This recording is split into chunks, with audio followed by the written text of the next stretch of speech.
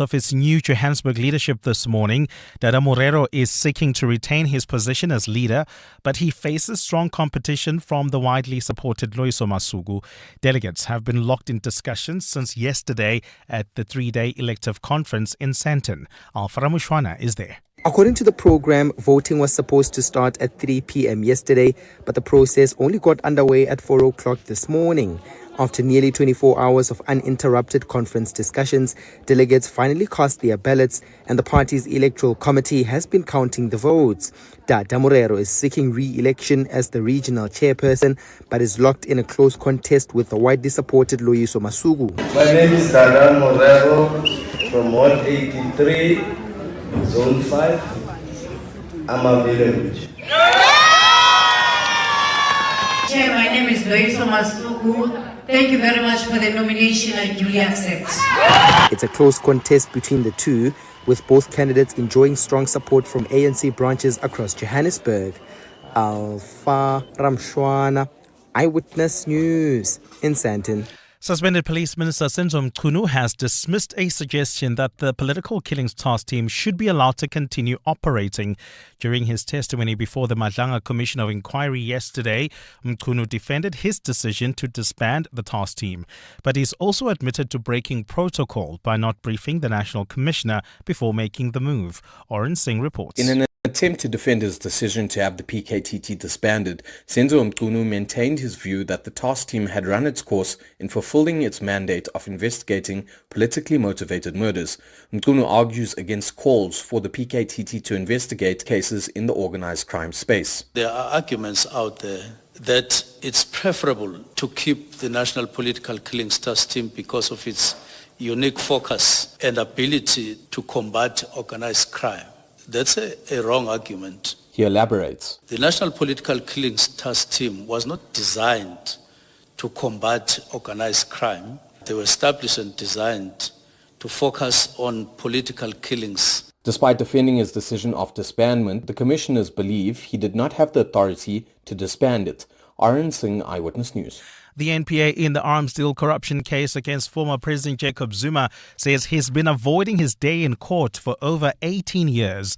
The prosecution has submitted an application seeking an order to allow the trial to proceed regardless of any attempts to stop it. Zuma, along with French arms company Thales, face several charges of fraud, racketeering and money laundering relating to the controversial 1999 arms deal. The two-decade-long legal battle resumed in the KwaZulu-Natal High Court in Pietermaritzburg yesterday.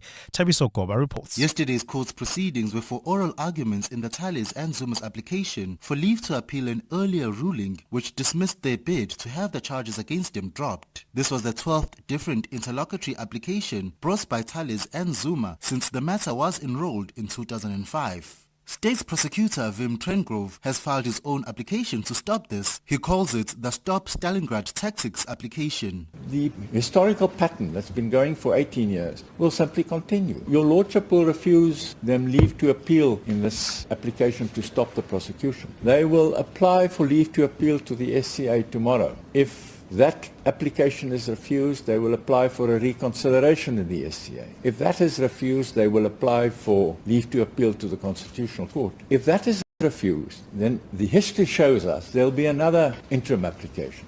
Judgment on both applications will be handed down on the 23rd of January next year. Tabiso Koba, Eyewitness News. And the U.S. military says a strike on an alleged drug trafficking boat in the Eastern Pacific Ocean has killed 4 people amid controversy over a campaign that has taken more than 87 lives.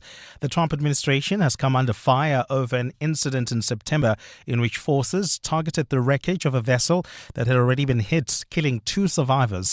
Venezuela's leader Nicolas Maduro is accusing Washington of using drug trafficking as a pretext for imposing regime change in Caracas. Democrat Senator Jim Himes says he's shocked by the footage of the September attack.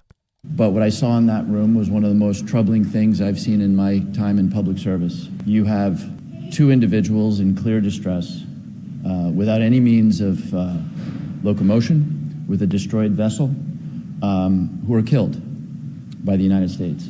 Meanwhile, Republican Senator Tom Cotton says the attack was justified. These are narco-terrorists who are trafficking drugs that are destined for the United States. I saw 2 survivors trying to flip a boat loaded with drugs down for the United States, back over, so they could stay in the fight. Gold is trading at $4,189.44 an ounce. The rand is at 17.03 to the dollar, 22.72 to the pound, 19.88 to the euro. Brent crude oil is at $62.67 a barrel. Well, at this stage in Protea Glen, Soweto, we already have traffic backing up. This is on the R559 main road opposite GOG Gardens. Look out for those faulty traffic lights in the Calvin area. This is on Old Pretoria Road and Northway. Still in Calvin, we also have those roadworks. Just keep in mind on the N3 affecting traffic in both directions between London Road and the Butler interchange. Expect delays as the morning progresses. And in your sport, Ibn Itzbeth out until the end of March, banned for 12 matches for eye gouging. Man United missed the chance to go top 5 after a 1-1 draw with West Ham. England resumed day 2 of the second Ashes test on 325 for 9. Root is on 135. Stark has taken 6 wickets. And at Sun City, Christopher Rayton on 9 under takes a 3-shot lead into the second round. A partly cloudy Friday in store for Gauteng with scattered showers and thunder showers expected. Johannesburg starting at 13 degrees, peaking at 25. Pretoria 15 and 26. Vereeniging 14 and 26 as well. The top story in EWN this hour, the ANC is expected to release the results of its new Johannesburg leadership this morning. EWN, in touch, in tune, and independent. For the latest, visit ewn.co.za or download the EWN app. 702 on 92.7 and 106 FM. Streaming on the Prime Media Plus app. And on DSTV channel 856. 8 minutes past 6 o'clock. That's your time on 702 Breakfast. Ray White in for Bongani Bingwa this morning. Good to be in your company. Good morning, Swane, Johannesburg, Soweto, New York, Beijing, Taiwan, wherever you are listening to us from. It's good to be in your company. The entire breakfast team is here. But Karabo, good morning, in for Amol this morning. Karabo, what day is it this morning? Geesh, is it I have no idea. Friday it is. A Friday, you I had said. to think about it. You said Friday. Good answer. Good. You can stay and do the traffic this morning. No problem. Lovely. Mateo's got your business this morning. Siamtanda, Bapilile and Rofiwa producing your show for a Friday. Cindy's got your sports. KG pushing your buttons. Safisa's got your news. We've got all the stories you need to know about this morning, including this one. Going to cause some trouble this morning. Asking the question, and there's a reason why I'm asking this. This isn't just a random shout out. There's a whole thing behind this, and you'll find out in the show later on. Which provinces have the best and worst drivers in the country? I'm going to put it out there. Which provinces have the best and worst drivers in the country? I'm also going to put it out there. Which are better, women or men drivers? Why are you laughing? You're asking for trouble there, but anyway. I can see your face light up over there. You see, now, Amo's not here this morning to defend the women drivers. We can always ask Cindy, you know. But there is a reason why I'm asking this. So lots to talk about this morning. Start those WhatsApps. Let's start with the provinces. Let's calm it down a bit. Let's start with the provinces. Which provinces are the best and worst drivers? 072 702 1702. I 1, 2, 3. It's a Friday. It's a Friday. It's a Friday. Yay! I 1, 2, 1, 2, 3. It's a Friday. It's a Friday. It's a Friday. Yay! Yeah, yeah. Hey. Hi, this is Halaletan, aka Harley. And this is his dad. Today is his birthday. And together we are the hipsters from Soshanguve, Block CZ, X Station 5. Over and out. Join us. Let's walk the talk. This is 702. The hipsters, you guys are so cool, and happy birthday, by the way. All the way in Soshanguve. How's Soshanguve this morning? I hope it's a good Friday for you. All right, let's climb into it then. Which provinces have the best and worst drivers in the country, Mateo Kharibe? For me, and I was telling KG off air, I think Cape Town, Western Cape, life is very slow there. And I always tell my colleagues when I'm there that, look, man, this is not the best city to drive in. And also, just everybody's too chilled, you know? Like, people are thinking about the beach at the robots and no one's really moving. Or maybe I'm just used to the hustle and bustle of, like, Johannesburg and how people always want to move and people will hoot for you as the robot goes green, you know? That is true. But I mean, imagine this. You're sitting there, you're sitting at Bloberg Beach and the mountain's in front of you. Like, oh, look, it's the mountain. And then, of course, the traffic light changes, but you're still staring It's at too the much mountain. scenery, too much to see. It's too beautiful. So everybody's too chilled. And then I get frustrated as a Joburger being in Cape Town. Like, Yeah, drive now. Like, it changed So 2 seconds ago. the question was, are they better drivers because they drive slow and they're more chilled? No, it's far worse. That's why they have traffic all the time. I mean, think about it. They have like very narrow roads, especially in Cape Town. Yeah, they do. And then everybody just drives slow. So we're just gonna obviously try to cause traffic. Karabo? I've lived most of my life in Gauteng. The other province I just visit, and I spend like a week or a weekend. So I can't really say, but from just the mood and the feel of it, I think we Joburgers are more aware and more vigilant on the roads because it's so busy and stuff like that. So we can adapt when we get to Cape Town. But then I think the Cape Townians will struggle with our way of driving. No, they do. I was chatting to Africa earlier on, and he says every time he comes up here, somebody wants to mow him down. Goes into the wrong lane, and then people are hooting at him, and there's... Yeah, because he's chilling there in the fast lane, taking it easy, and we're like, dude, this is the first lane. We're moving here, baba. Yeah, keep left, pass right. What's going on here? But do we perhaps play our traffic like a video game? It is. It's like, we're going to dodge this and do this. Yes. We're playing video games every day. It's really dangerous. You must be very aware and defensive driver in Joburg. Exactly. So that makes Gauteng the worst then, no? No, I think we're the best. I think we're the best drivers. Yeah. Just the worst circumstances. Yes, That's the whole thing. I don't know, 702 land, perhaps you don't like Mpumalanga drivers. I find them too chilled. Every time someone's going at 2 Ks an hour, it's like, oh, look, MP. Surprise, surprise. That's what I find, Mpumalanga, I do love you, by the way. But that's the thing. So 702 land, for you, who are the best and who are the worst drivers? I mean, yes, we can get into that. Women and men drivers, who are the best and who are not. Now, at Discovery, they've released their 2025 Holiday Drive Trends Report. And they've got these little gadgets. I've got one on my phone because I'm with Discovery, you see. And they put one of those little chips in your car. So every morning when I get to 702, I get a driver's report, you see. And it says to you, were you responsible? Did you lose points? And it depends what time I get out of bed, actually. Because this morning we were fine. Yesterday we weren't fine. So it's that kind of thing. So they're monitoring. They've done thousands and thousands of hours and routes and kilometers and people. And they've now determined who are the best and who are the worst. So a little bit later on in the show, not nice, you've got to listen to the breakfast show. I will be revealing. I'm eager to know. Exactly what they've found. So that's why you got to listen to the whole breakfast show today.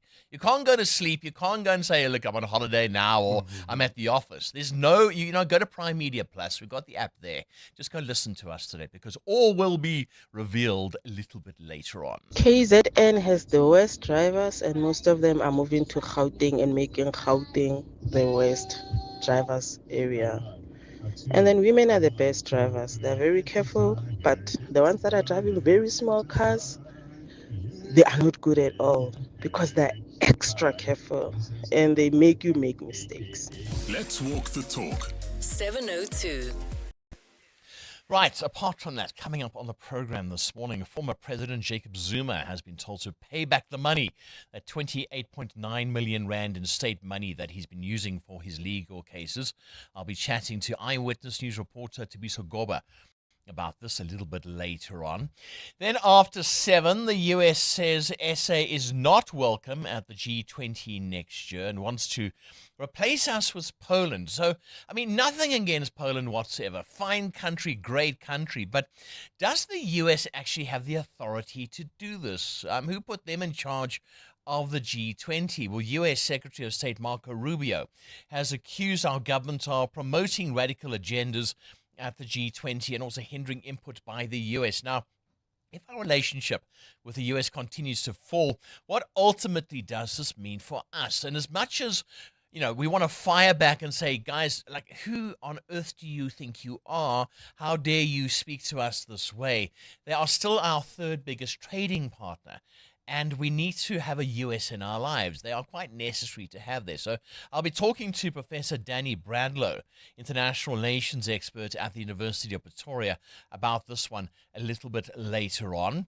Then we'll be finding out about school placements for 2026. I'll be talking to the Housing Education MEC about this. Have you encountered any problems? I know in other years, Mateo Khoripe is now nodding his head. I know in other years we've had problems with the computer system. It's crashed, or you didn't get the school you want, Mateo? Yeah, no, I mean, it was my first experience this year. My son's going to grade 1 next year, so we applied for a school using, of course, our feeder zone. I stay in North Riding, so all the schools that were given there, I applied to. I think they gave you an option of 5. And I remember leaving work on the day the system would open at midday. I left work at exactly 9 o'clock to get home and just prepare all our documents. Applied on that day as it went on live. Only got a response at the end of November saying that he was in none of the schools, but they had posted him in a school, I think in Hillbrow. What? And they said that's the one that's open. So No. and that's about what, 40 minutes away from where I stay? Yeah, for North Riding. And I'm like, that commute even, I'm not even worried about where the school or what the school is. I'm just like, the commute doesn't make sense. Whether I'm coming from here at work to pick him up or whatever, it just doesn't make sense. It's one of those luck of the draw systems that I don't think the Gauteng government has gotten right, even at this moment. I mean, I had a chat with some of the parents at the creche that my son goes to. About 80% of us hadn't been placed by the time they graduated. Only a few of them got the schools around the area that they stay in. So what does this force you to do? To go private, right? Exactly. So that moves you from paying 4,000 a month to about 11,000. And who can afford that? Exactly. So it's one of those systems, from my experience, and it's the first time for me, it's a really, really bad system. Gosh, not good. Well, apparently about 40,000 kids still haven't been placed. So I'll be chatting to the MEC about this developing news story a little bit later on. And then we've got that other news story, and we kind of featured it quite a bit yesterday. Suspended acting Ekurhuleni Metro Police Chief Julius Mkhwanazi. Now, he's been back on the stand. That was yesterday. Karabo, I can see that you are smiling. This guy, it's like watching, I don't know, a comedy or something. What's going to happen next? Sheesh. It's crazy stuff. Anyway, he continued to be grilled by the Madlanga Commission of Inquiry. Advocate Sello questioned him, saying to him, he said to me, basically, I mean, Vusimusi Katmatlala maintained you, gave you money, and he came back and said, no, it was a brotherly relationship rather than financial. Take a listen to this. Have you ever received any money from Mr. Vusi Matlala, or him personally, directly, or any of his companies? No, but the part just might be interesting. No, let me say. Okay, I'll allow you the part. Let me relate the relations. Yes, we had lunch, suppers. In fact, we're talking now. You see, sometimes you'll give me money for petrol, or sometimes you borrow money from me. Saying I'm lang mali petrol, can you give 500 rand, 300 rand? It's those monies. But we use, as I've said to you, we're beginning to be that close now, talking every day and meeting and discussing. Even after these failed things, he was never negative. Yeah, but 70,000 Rand has been established, was paid to him for some of these favors, but I think that investigation needs to continue. We'll be bringing you more on this story as well throughout the show today. We'd like to hear from you, though. 072 702 1702. 702. More than a radio station. Let's walk the talk. Right, lots to talk about this morning. Mateo, what are you asking? I want to know this morning, Ray, from you and the rest of the 702 landers, are you invested in the local JSE? I think they're around the corner from us. Ooh. Are you invested in the local stock exchange? Yeah. Whether through your own pensions at work, or do you know which companies are on your pension? And also, if you haven't yet invested in the JSE, just looking at the brands that you use, the companies that you consume as a consumer, which ones should you have shares in? It's a very good question. If you look at the all share, how that has climbed over the past year or two. I mean, I remember doing business stories where the all share was around 60,000. Now it's what, 111,000 or Yeah, something we broke crazy. the 100,000 point mark this year. Yeah, that's right. So I mean, it's climbing. You can make some money. We'll do some investment advice that's coming up in about 7 minutes from now. 702. Weather. This EWN weather brought to you by Samsung. Samsung air conditioners bring the cool to today's weather update. And a partly cloudy Friday in store for Gauteng with some showers expected later on. Joburg a high of 25, Pretoria 26, the same for Vereeniging. Mbombela, good morning, Nelspruit 27 degrees, Bloemfontein 29. Durban partly cloudy with some showers as well, a high of 30 degrees. Neiburger 24, East London 26. Then a fine day in store for Cape Town where they drive really slowly along with a fresh southeasterly breeze, a low of 19, a high of 27 degrees. At the break of day, the shoreline hums with promise. A cool breeze drifts across the sand. Children laugh in the distance, umbrellas bloom brightly, and the horizon glimmers with ease. It feels lighter here, fresher, as if summer has been redefined. That's the power of Samsung air conditioners in your home, where innovation meets serenity. Make every day a cooler, smarter summer. Shop at Samsung stores online or speak to your authorized installer. EWN Traffic. 23 minutes past 6 o'clock. This EWN Traffic brought to you by Outsurance. SMS out to 45142 now. And you could save in your car insurance. If you don't, ask them for 500 rands. Right, I'm always out. Karabo is in. How's our Friday traffic looking then? Well, at this stage, fairly quiet, must say. At this stage, no major delays. There's, however, traffic already starting to build up. If you are leaving the Soweto Protea Glen area, that's on the R559 main road opposite GOG Gardens. Also, Deep Kloof, the Deep Kloof interchange heading through there. That's leaving the Devland Eldorado Park area. There's already slow-moving traffic on the N1 northbound. Delays all the way from the Golden Highway. Also, look out for those roadworks in the Calvin Alex area. This is on the N3, affecting traffic in both directions between London Road and the Patlu interchange. Look out for those faulty traffic lights as well in the Sunning Hill area at Rivonia Road and Witkoop. And if you come across any other traffic issues, please WhatsApp us on 072 702 1702. There's more EWN on air, online, and on the EWN app. The Outsurance pointsmen know that every car on the road carries a story. Like the lady who forgot to buy a secret Santa gift for tomorrow's office party. She remembers that she can re-gift that thingy-mabob she got for her birthday. Yes! The Outsurance pointsmen know it's not just a car in traffic. It's a last-minute plan on the move. Happy holidays to every story on the road. You're the reason the Outsurance pointsmen have been doing what they do since 2005. In proud partnership with 702. Outsurance is a licensed insurer and FSP. 702. Add your voice. Have your say. Let's walk the talk. Right, things you need to know about today. 24 minutes past 6 o'clock. There's quite a bit going on. Former President Jacob Zuma has once again been told to pay back 28.9 million rand from the state, or the state spent on his private legal bills. And he's been accused of the whole Stalingrad tactic, where he's been, over the past 18 years, making sure that case doesn't come to the fore. And the judge in the matter saying yesterday, taking none of this, saying it's time, Mr. Zuma, for you to go on trial. On the international stage, South Africa and Lesotho voted in favor of a UN General Assembly resolution calling for the return of Ukraine children abducted by Russia, with a vote recorded yesterday. Now, the resolution urges the full and unconditional return of all abducted children.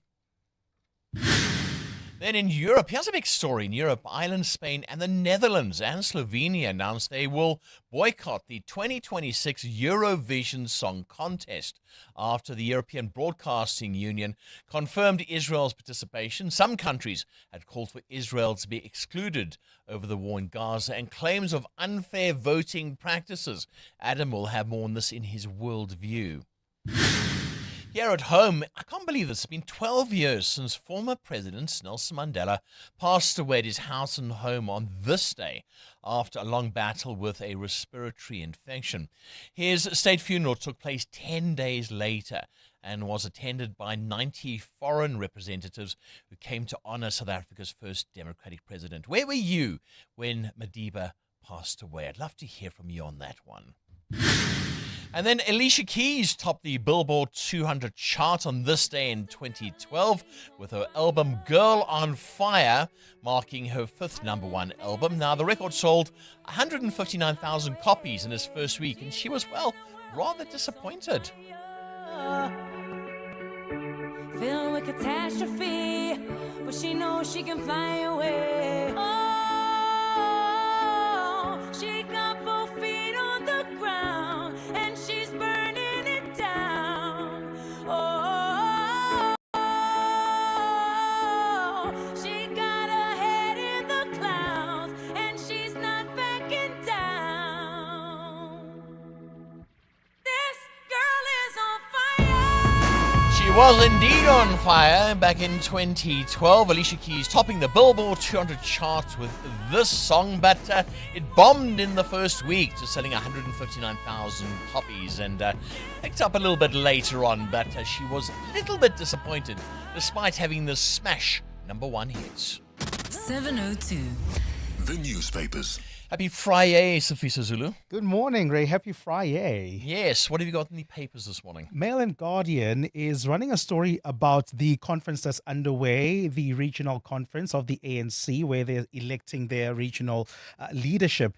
And they're going with the angle of vote buying, claims rock ANC conference. So just to give you a bit of context, our Alpha Ramushwana has been there since yesterday, 3 p.m. And voting was supposed to get underway, but things got delayed. And eventually they started voting at 3 a.m. this morning.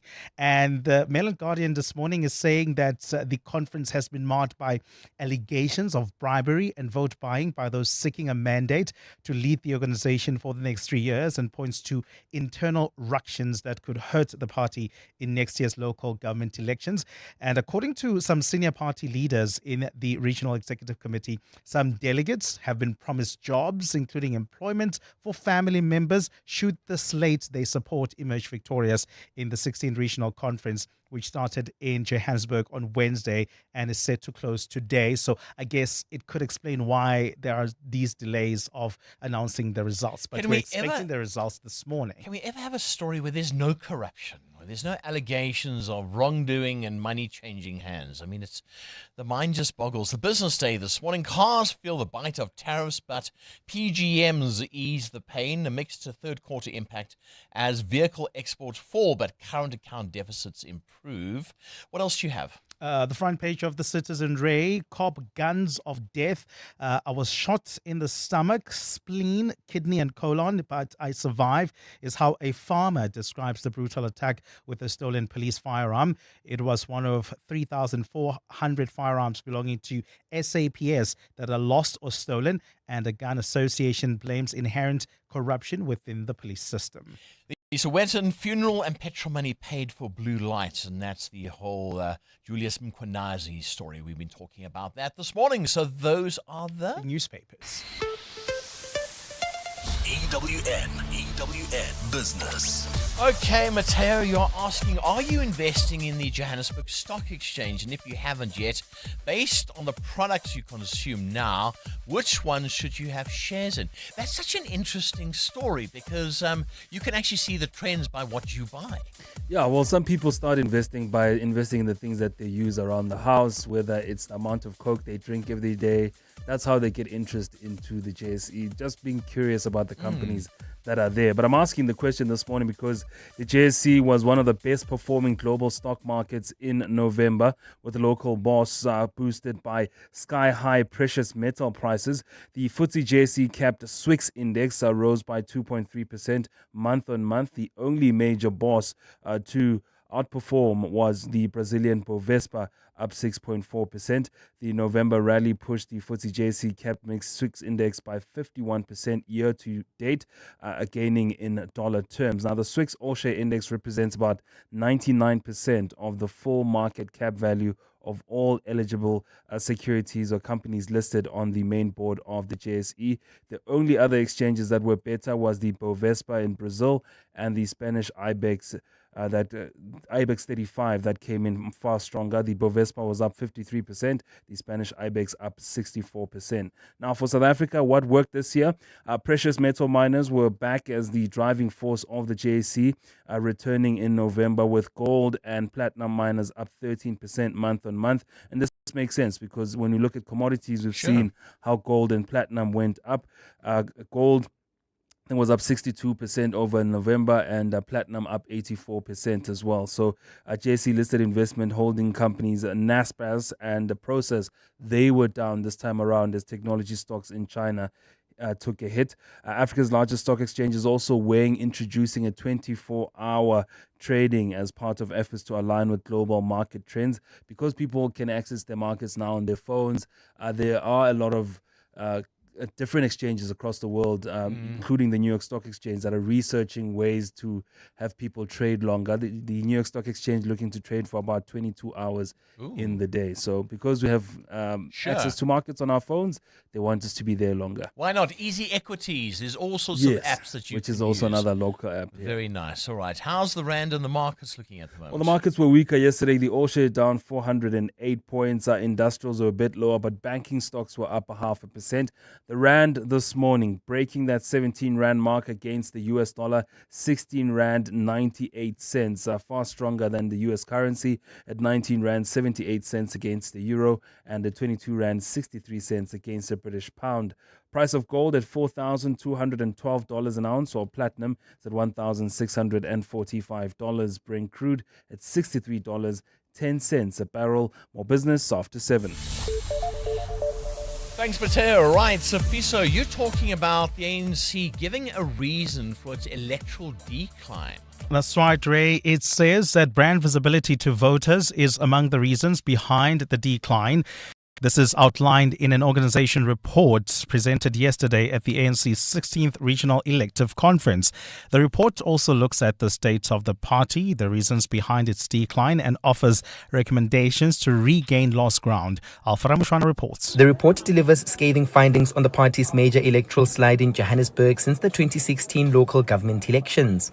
It acknowledges that despite weak brand visibility, other factors driving its electoral decline include poor service delivery, corruption, and a lack of moral credibility. Regional Secretary Sasabona Manganye says these issues must be addressed. We will subject ourselves to what the delegates of the conference requires all of us to do. Of course, we are ready to continue doing the great work in reclaiming the lost ground. The party says while political rivals dominate social media with sharp messaging and emotional appeal, the ANC often reacts late, or worse, it stays silent.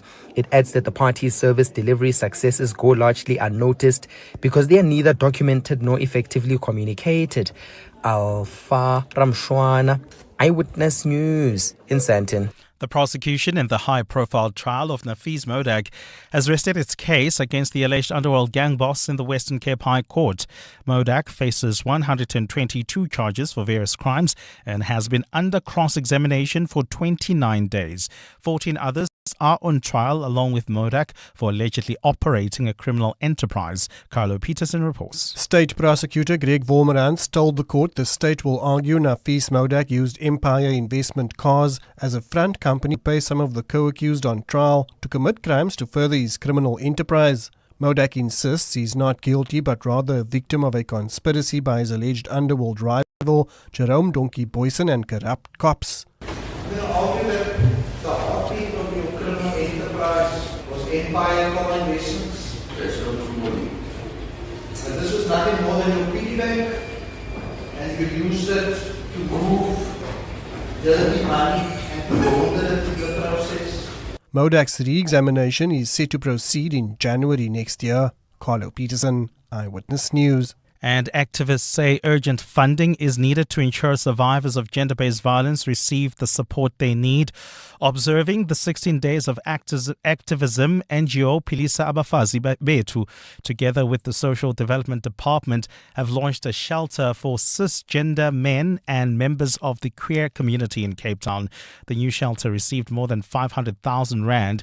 Activist Lucinda Evans says the cause could use more help in funding from businesses and community. We need to see the emergency funding happening, and we need funding as well with these two services that we are running. Now we want to say to businesses that they need to help and support these services in terms of funding. Evans says hospitals and courtrooms have also been approached to refer victims of gender-based violence and domestic violence to the organization. But what we want, the other gap is in trauma rooms where the male was assaulted or the LGBTQIA plus person was assaulted and have not gone to Tutuzela.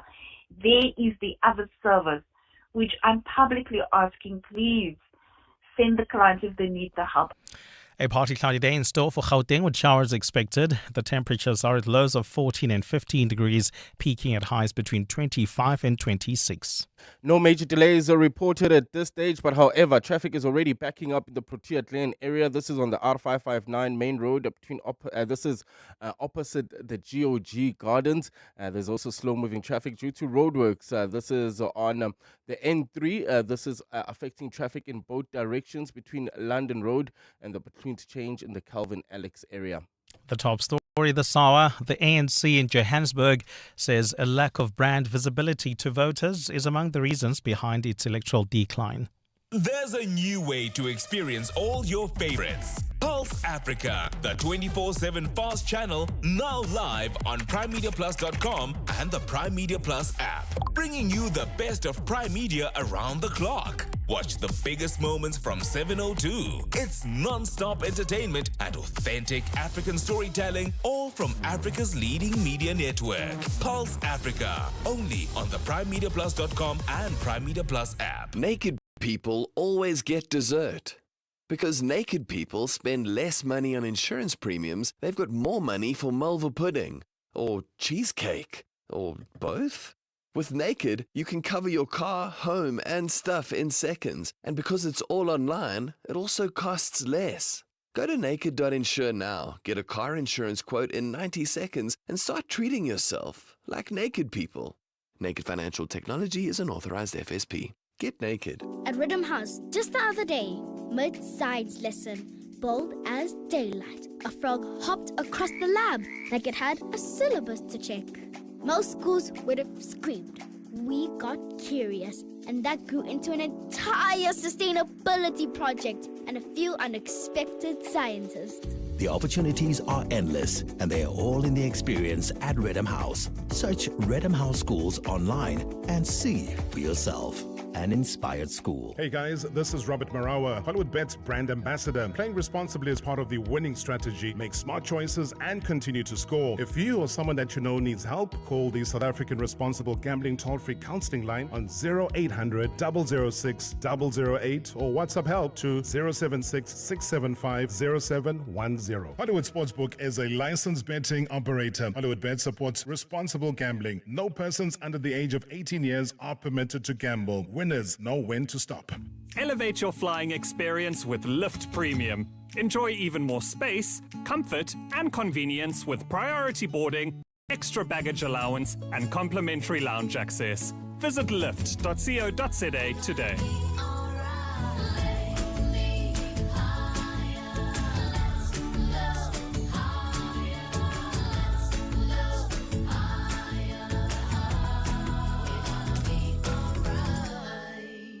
702. WhatsApp us on 072 702 1702. Good morning, Ray and the team. It's a Friday. Yes, talk about drivers. I think we have got the both. We've got both, the West and the best in Gauteng. Women drivers, men drivers. Well, I think we're just about the same these days. Just now, earlier on, a lady driving a big car. I won't mention the brand. Just cut me off. Doesn't indicate. Just hurrying up someone. The following distance is the worst in Gauteng. People have forgotten. Let alone keeping left and passing right. Anyway, siyabonga. Sim. Good morning, Ray. It's Kulegani from Alberton. The worst drivers by far is anybody that is driving an MP vehicle. I do not know why they like hogging the fast lane and drive slow. Move to the left, please. Thank you. Good morning, 702. Let's start by what is the definition of best drivers? Do we mean those who do the amazing stuff when they are driving, or those who respect the laws? Because by those who respect the laws, I'll say Cape Town has the best drivers. But if you're talking about those who do the amazing stuff when they are driving, Joburg has the best drivers. You see, this is the problem, though. In Joburg, we drive defensively. We certainly do. There is very little law and order here. I mean, if you want to exceed the speed limit, you've got to watch out for cameras. People know where the cameras are, so therefore they speed, they see a camera, they slow down, almost cause an accident, and off they go again. So, I mean, Karabo, either you behave yourself here, or you drive to survive. Yeah, when you mean defensively, I'm talking about, like, you have to be aware of what you're surrounding. Like taxi drivers, geesh, they can be a menace on the road. So if you're not careful and you're not watching them and you defending yourself and avoiding them when they drive reckless, you need a level of skill to avoid taxi drivers. Yeah, no, you certainly do, because they'll just stop. They'll just stop. And that's it. And you'll hoot at them, and the guy doesn't even hear you. He doesn't care about, just another guy hooting at me. Like, he just tunes you out. So, talking this morning, which provinces have the best and the worst drivers, and the reason why. Discovery have released their driver behavior survey, and they've been looking at all sorts of stats and ways of monitoring you and me, and asking the question this morning, Cindy, a little bit later on, because we don't have Amal this morning. Who are the best drivers, men or women? We are going there because Discovery has gone there, and they've had a survey, and they've released the results of their survey, and I'll tell you just after 8 what those are going to be. EWN Sport. So Evan Etzebeth, okay, how does this work? 12 matches, but not 12 Springbok matches, just 12 matches. How does it work? Yeah, so Springbok Evan Etzebeth being found guilty of intentional eye gouging in the Wales game. So he's out. He was actually given 18 weeks, but because of previous record, etc., it's been reduced to 12. So he's out until the end of March. So that's pretty much half of the Sharks' remaining rugby season. He's out till the end of March. It's 12 games. That's how it works. I see they didn't put him in the squad. There was that whole preliminary thing, or did they put him back, or how did that work? No. So what happened there is they will say, okay, cool, we're not going to name you in the team. We'll name somebody else, but should you be cleared, which is he would never have been cleared of this. He would never have been found not guilty. Then you'll be in the team. That's generally how most teams work. Sure. Okay. Right. There you go. Moving on now. Manchester United blew the chance to go top 5 last night as West Ham scored one late for a 1-1 draw in the Premier League. Magasa cancelling out Dalot's opener. Bafana will know tonight who they have to beat in the group stages of next year's FIFA World Cup. The draw is being done at 7 p.m. with 48 teams divided into 12 groups of 4. Live Test cricket on the go. England 334 all out on day 2 of the second test. Joe Root unbeaten on 138 for Australia. Mitchell Starc took 6 wickets. Short while ago, Australia 10 without loss.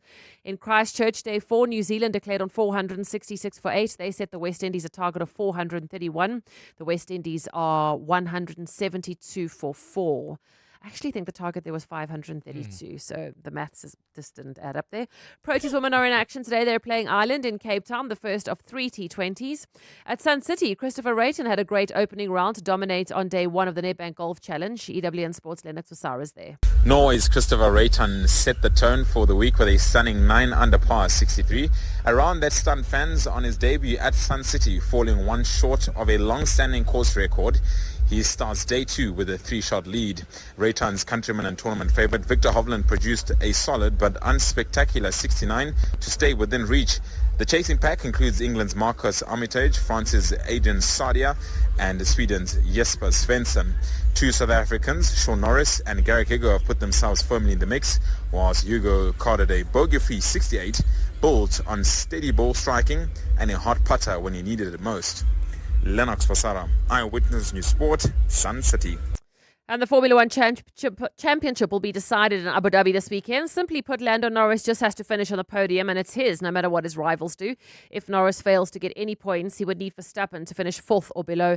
and Piastri to then finish third or lower. Cindy Paluta, Eyewitness News Sport. The Maibuye i-Africa concert, the rebirth of Ubuntu, returns for one unforgettable night only. Simpiwe Dana, Judith Sepuma, Malé, Langa Mavuso, Elvis Blue and Sipho Hotsticks Mabuse, backed by a 20-piece orchestra conducted by Grammy Award winner Joe Arthur, curated and produced by the visionary Billy Monama. Opera House State Theatre, Pretoria, Saturday 6 December 2025 at 7:30 p.m. Tickets from 350 to 1,000 Rand at Web Tickets. Proudly supported by the Department of Sports, Arts and Culture and Brand South Africa. Mzansi, be in it to win it by playing Powerball for the life-changing 70 million Rand guaranteed jackpot this Friday. Don't delay. Play Powerball for the guaranteed 70 million Rand jackpot today, and your dreams could become a reality. Buy your tickets now in store on nationallottery.co.za, the mobile app, cell phone banking, or simply dial *120 *7529# for USSD. Panda, Pusha, play. Players must be 18 years old or play responsibly. eTuba is the proud operator of the National Lottery. Those trusty old shoes. They're for your first move out of home. That marathon training that lasted a day. The quick runs to the store. The long nights out. Yeah, they've done the most for you. But with the Street Store, they can do even more for someone else. Visit thestreetstore.org to find out more about donating your pre-loved shoes and clothes to the world's first rent-free pop-up clothing store for the homeless. Donate before December 6, 2025. You want to build a quality home, the eye-catching jewel of the town, but your personality type is bargain hunter. It's only been 2 months and your quality home is the neighborhood nightmare. So abantu bazotini about the peeling paint that you call abstract art, the cracked walls that look like frown lines. Skip the embarrassment and the hunting. Make smarter decisions for your home.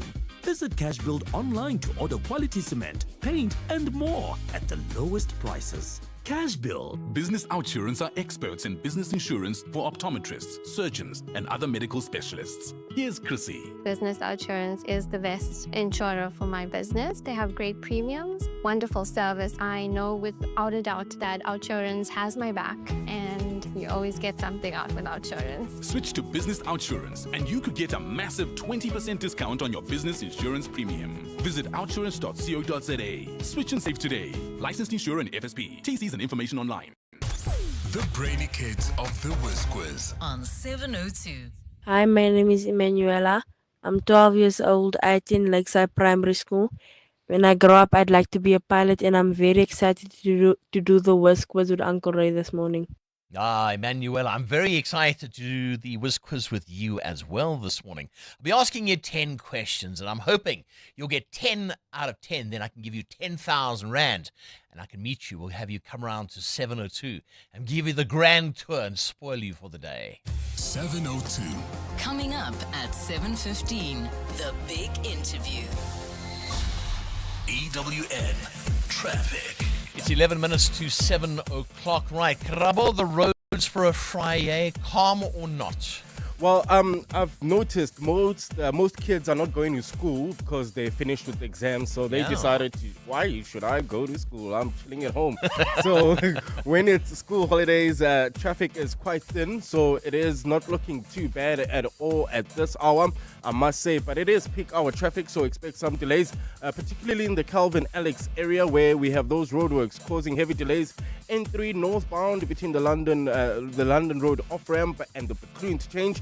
In Protea Glen, we still have bumper-to-bumper traffic. This is on the R559 main road between, this is opposite GOG Gardens. There's also slow-moving traffic that's traveling through the Germiston area heading towards Bedford View on the N3 northbound between the Elands interchange and Geldenays. Look out for those faulty traffic lights in the Midrand area at New Road and the N1. If you come across any other traffic issues, please WhatsApp us on 072-702-1702. EWN, in touch, in tune, and independent. For the latest, visit ewn.co.za or download the EWN app.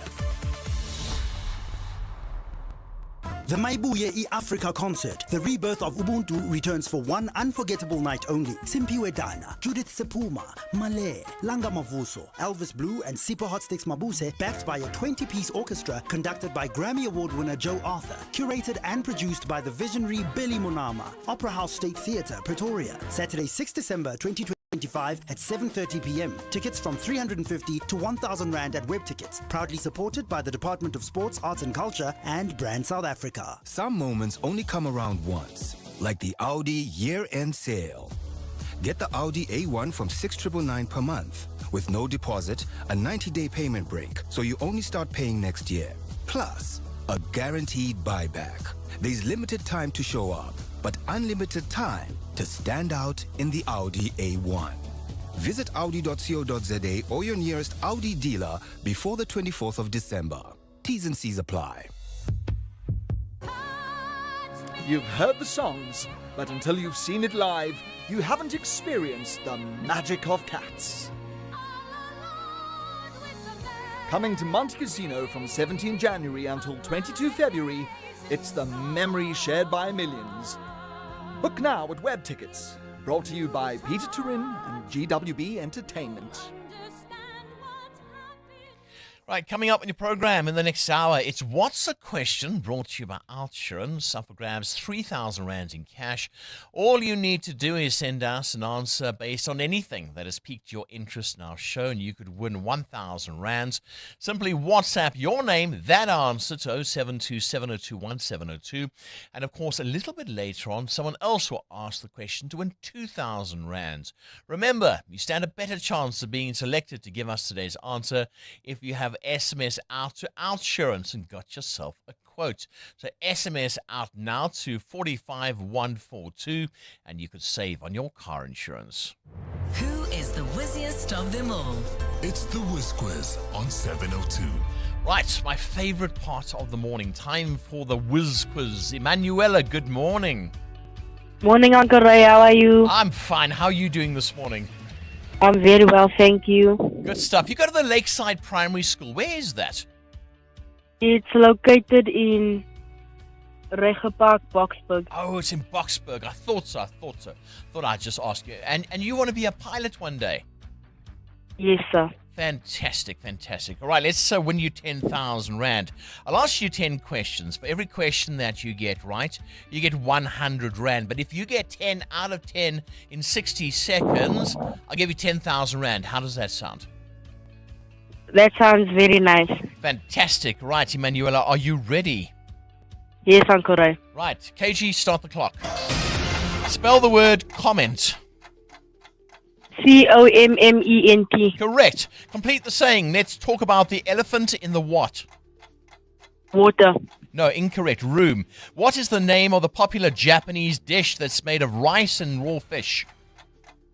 Sushi. Correct. In maths, which is longer, 180 minutes or 4 hours?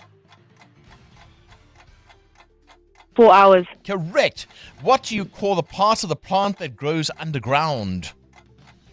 Stem. Incorrect. The roots. What does the letter T stand for in the abbreviation ATM?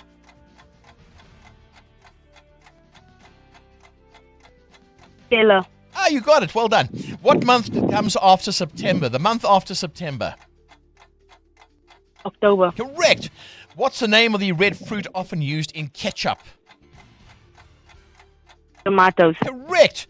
True or false, the year 2012, we can't get into that. It would have been the year 2012 was a leap year. That is true. Right, let's see, judges. You have got 6. 6 out of 10, 600 Rand on its way to you, Emanuela. How does that sound? That sounds still very nice. Excellent. Have a lovely day. I think you're probably on holiday by now. But Emanuela getting 600 Rands in cash. The brainy kids of the Whiz Quiz On 702. 702. The Political Desk.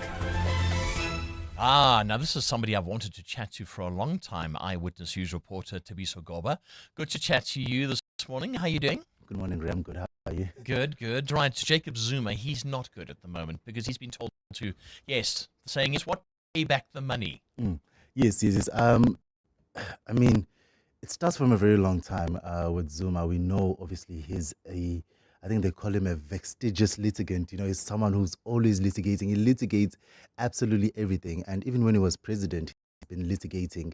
And it's interesting because when he was president and he was busy litigating, a lot of these legal issues, it was a bit of confusion whether he being litigant as a president or was he being litigant in his personal capacity. Sure. So now what this, I think what this yesterday's ruling is that what it has done, it says that a lot of these litigations that he was doing were in his personal capacity, and he now has to pay 28 million. Now the question obviously is, does he have the money? We know that obviously he does get a bit of money, as obviously he has a pension, but he's also the MK party leader. There is obviously a bit of money that he gets from there, but does he have 28 million rand? He has submitted an affidavit into court saying that he doesn't have that kind of money. But it's interesting because, I mean, just yesterday, he's taking Sisi Kambembe to court. He was in Tales at the Pietermaritzburg High Court. He's also litigating there. So he always has money for lawyers. But we'll just have to wait and see whether he does have this 28 million rand. Yeah, because Nkanda, I think, is in a family trust, so it won't be coming from there. So where will the money be coming from? The ANC Regional Conference, and now allegations of people trying to buy votes and all sorts of things like that. Where do we stand with this Gauteng conference? I mean, it's interesting, Ray, because, I mean, I've been fortunate or unfortunate to have attended a number of ANC conferences, both regional, provincial, and national. And vote buying allegations will always be there. But I think it's interesting this time in terms of just how public it has been. Data Morero has spoken publicly about it. Balula has spoken publicly about it. And the interesting thing for me is that I think Alpha Ramashwana also spoke about it around the perception of the ANC, that a lot of it attributes its electoral decline to the fact that a lot of people see it as a corrupt party. Now, when leaders of these political parties come out and say, hey, there's a bit of vote buying within our organization, within our structures, that doesn't do much to actually help them. But what you obviously see is that this is a fact. This is something that actually happens. Politics cost money. These delegates are coming from all over. They have to stay here. They stay here for hours on end. They have to find hotels, and some of these delegates don't have money. So if you obviously offer them a hotel, a bit of nice packages, does that exchange into votes? We don't know. But obviously the perception of the ANC here is the problem. And how can, if the ANC still has these problems within its organization, then how can it obviously change its perception when it goes into government and actually tries to get back those votes that it has lost over the past Well, you see, that's the problem. My initial reaction this morning when I heard this story, I even said to Sifiso Zulu, I said, can we please have a story where there's no corruption or money changing hands? So that was just my initial reaction. Right, briefly, the Matlanga Commission of Inquiry. I mean, we've had the Minister on Special Leave. I need to give him a certain title. And then we have had Julius Mkunazi as well. Both of them having a hectic week. I think we need to go back because obviously today is the last day of the Matlanga Commission until it goes on hiatus, and on the 17th of December they're going to release that interim report to President Cyril Ramaphosa. But I think we need to go back to the fact, why did the Matlanga Commission start? It's because President Cyril Ramaphosa didn't want to fire Senzo Mkhunu based on allegations made by the KZN Provincial Commissioner, Nhlanhla Mkhwanazi. And I think the interesting thing for me is that so far we haven't had that sort of smoking gun on Senzo Mkhunu. Yeah. Yes, he may have not followed the proper procedures in terms of disbanding the PKTT, the Political Killings Task Team, but the question is, would that be enough for President Cyril Ramaphosa to actually fire him? Because at the moment, as we currently speak, we have 2 police ministers, which is obviously unsustainable. Yeah, simple as that. Where is the smoking gun when it comes to him? Tabiso Goba, thank you so much for chatting to us. Eyewitness News reporter. 702. Coming up, the big interview. Right, coming up, the US wants to throw SA out and put Poland in our place at the G20. So getting some expert advice on this, and then also looking at school placements in Gauteng for, I think, grades 1 and 8. Have you managed to secure those school placements? If not, I'll be chatting to the Gauteng Education MEC. All this and more coming up on your program in the next half hour. But it's just gone 7 o'clock. And this Eyewitness News brought to you by Khalix. Khalix, for the businessman who knows what he wants.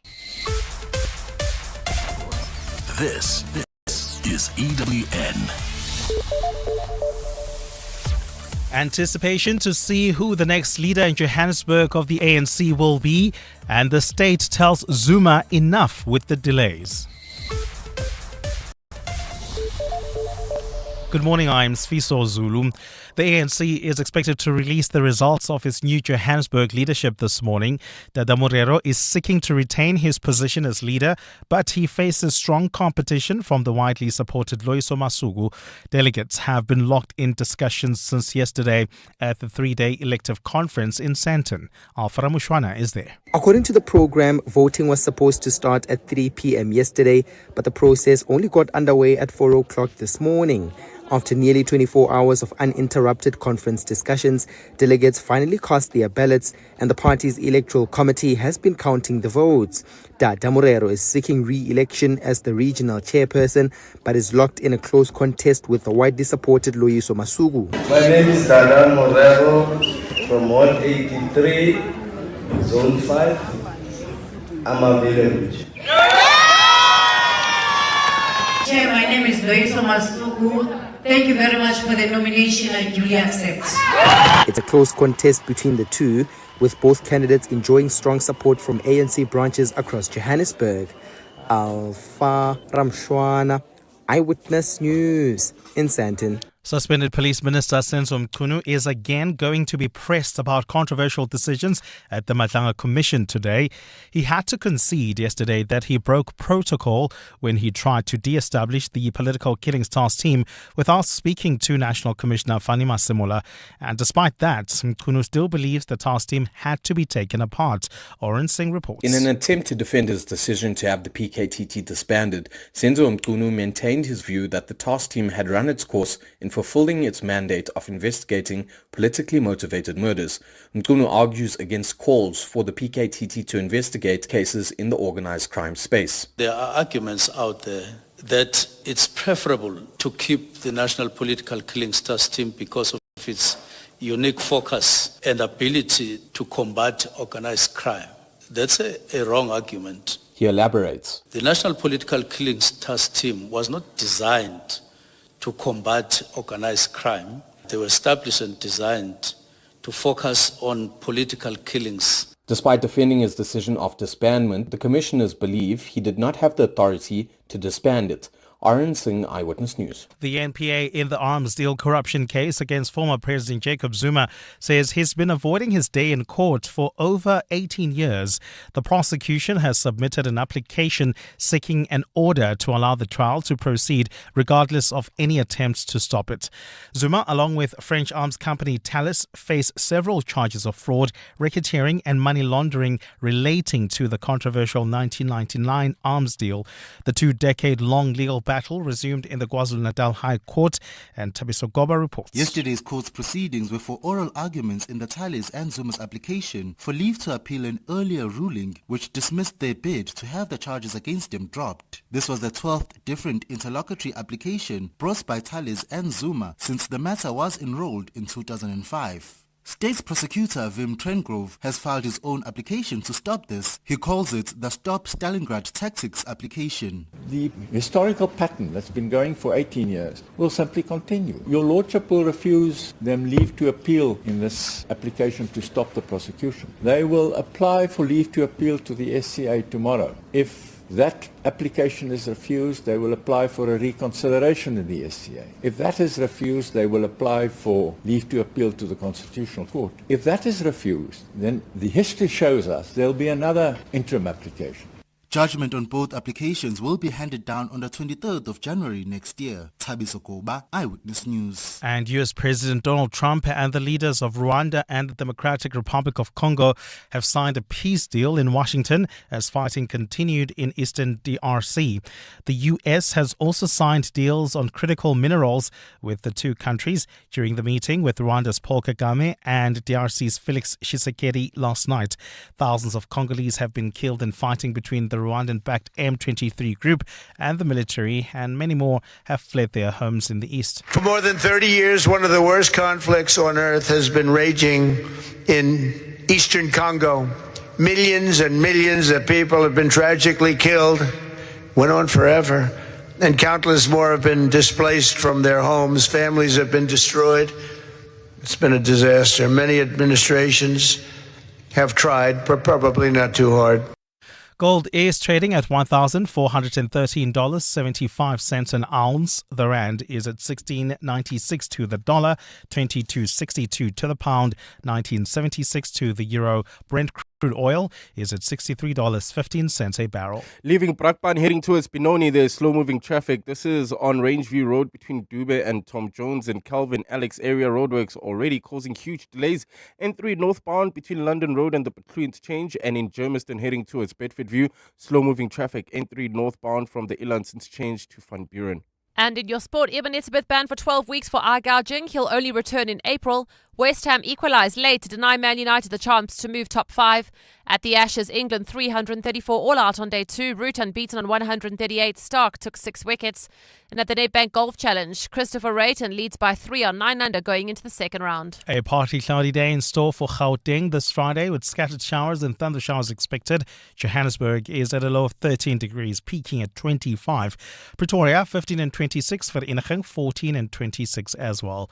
The top story in EW this hour, the ANC is expected to release the results of its new Johannesburg leadership this morning. EWN, in touch, in tune, and independent. For the latest, visit ewn.co.za or download the EWN app. And just like that, it's the end of the year. Time to celebrate all the successes, toast to all the challenges, and reward your loved ones and yourself for a job well done. This Christmas, Khalix has thoughtful gift ideas at incredible value for money. From polo shirts and beautiful cotton shirts to fragrances, sneakers, and much more.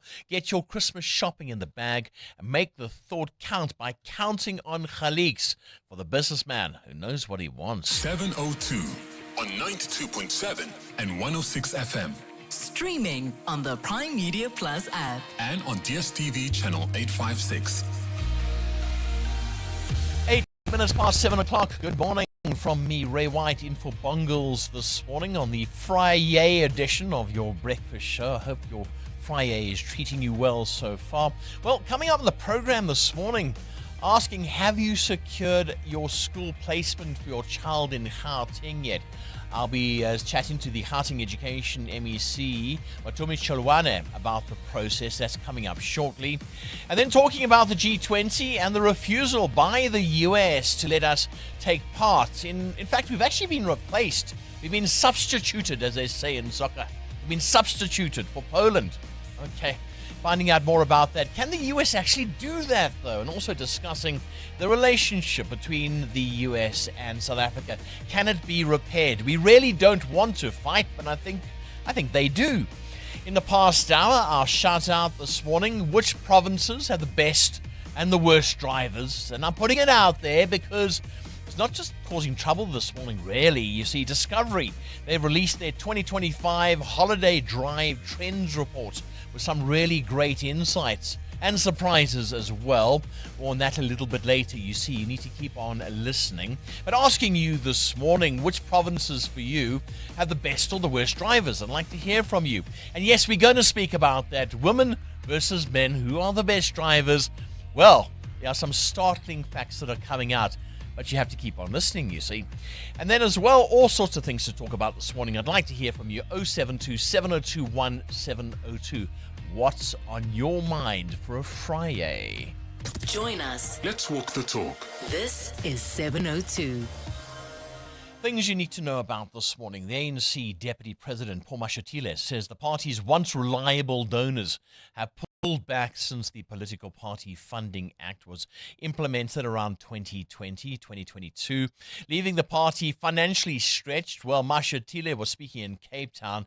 He says provincial structures sending delegates to the National General Council, that starts on Monday, will now have to cover their own costs. So there's that story. Then former President Jacob Zuma has once again been told to pay back the money, this time 28.9 million rand in state legal fees. The state paid for his legal fees, and a judge has now said, no, that's for your account. And by the way, it's time to put you on trial. Stop the Stalingrad attitude. So that's been a big story. We heard from Tabiso Goba on that story from Eyewitness News.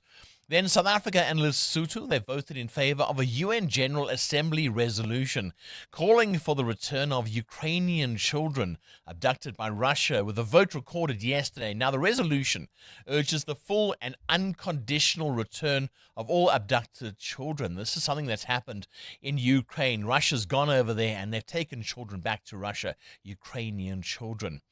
And finally, today marks 124 years since the birth of Walt Disney, born on 5 December 1901. Disney's imagination reshaped entertainment worldwide through films, TV shows, and theme parks. Asking you this morning, what's your all-time favorite Disney movie? Do you have that Disney movie that you rip out for Christmas and you think, come on, family, come and sit down, let's watch the whole thing? Which is your favorite all-time Disney movie? It doesn't have to be Christmas. I'd just like to know from you, because today marks the 124 years since the birth of Walt Disney. 7:02. Up next, The Big Interview. EWN Traffic. Exactly 12 minutes past 7 o'clock. Eyewitness News Traffic brought to you by Outsurance.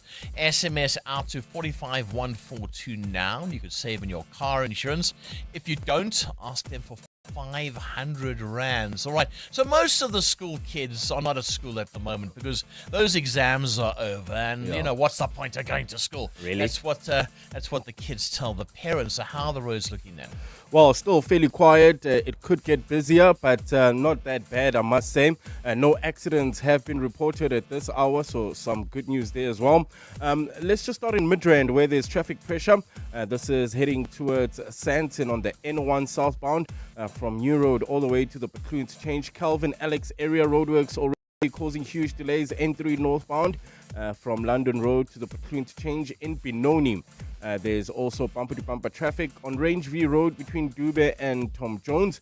And in Germiston, heading towards Bedford View, there's slow-moving traffic. N3 northbound from the Elands Interchange to Van Buren. If you come across any other traffic issues, please WhatsApp us on 072-7021-702.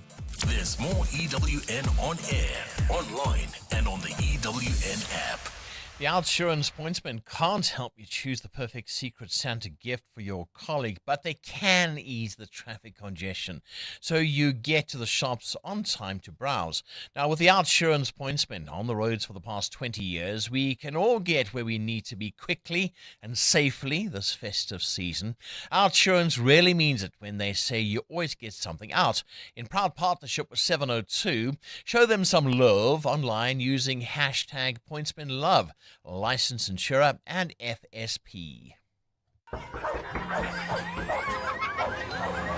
Stop. Turn off the noise.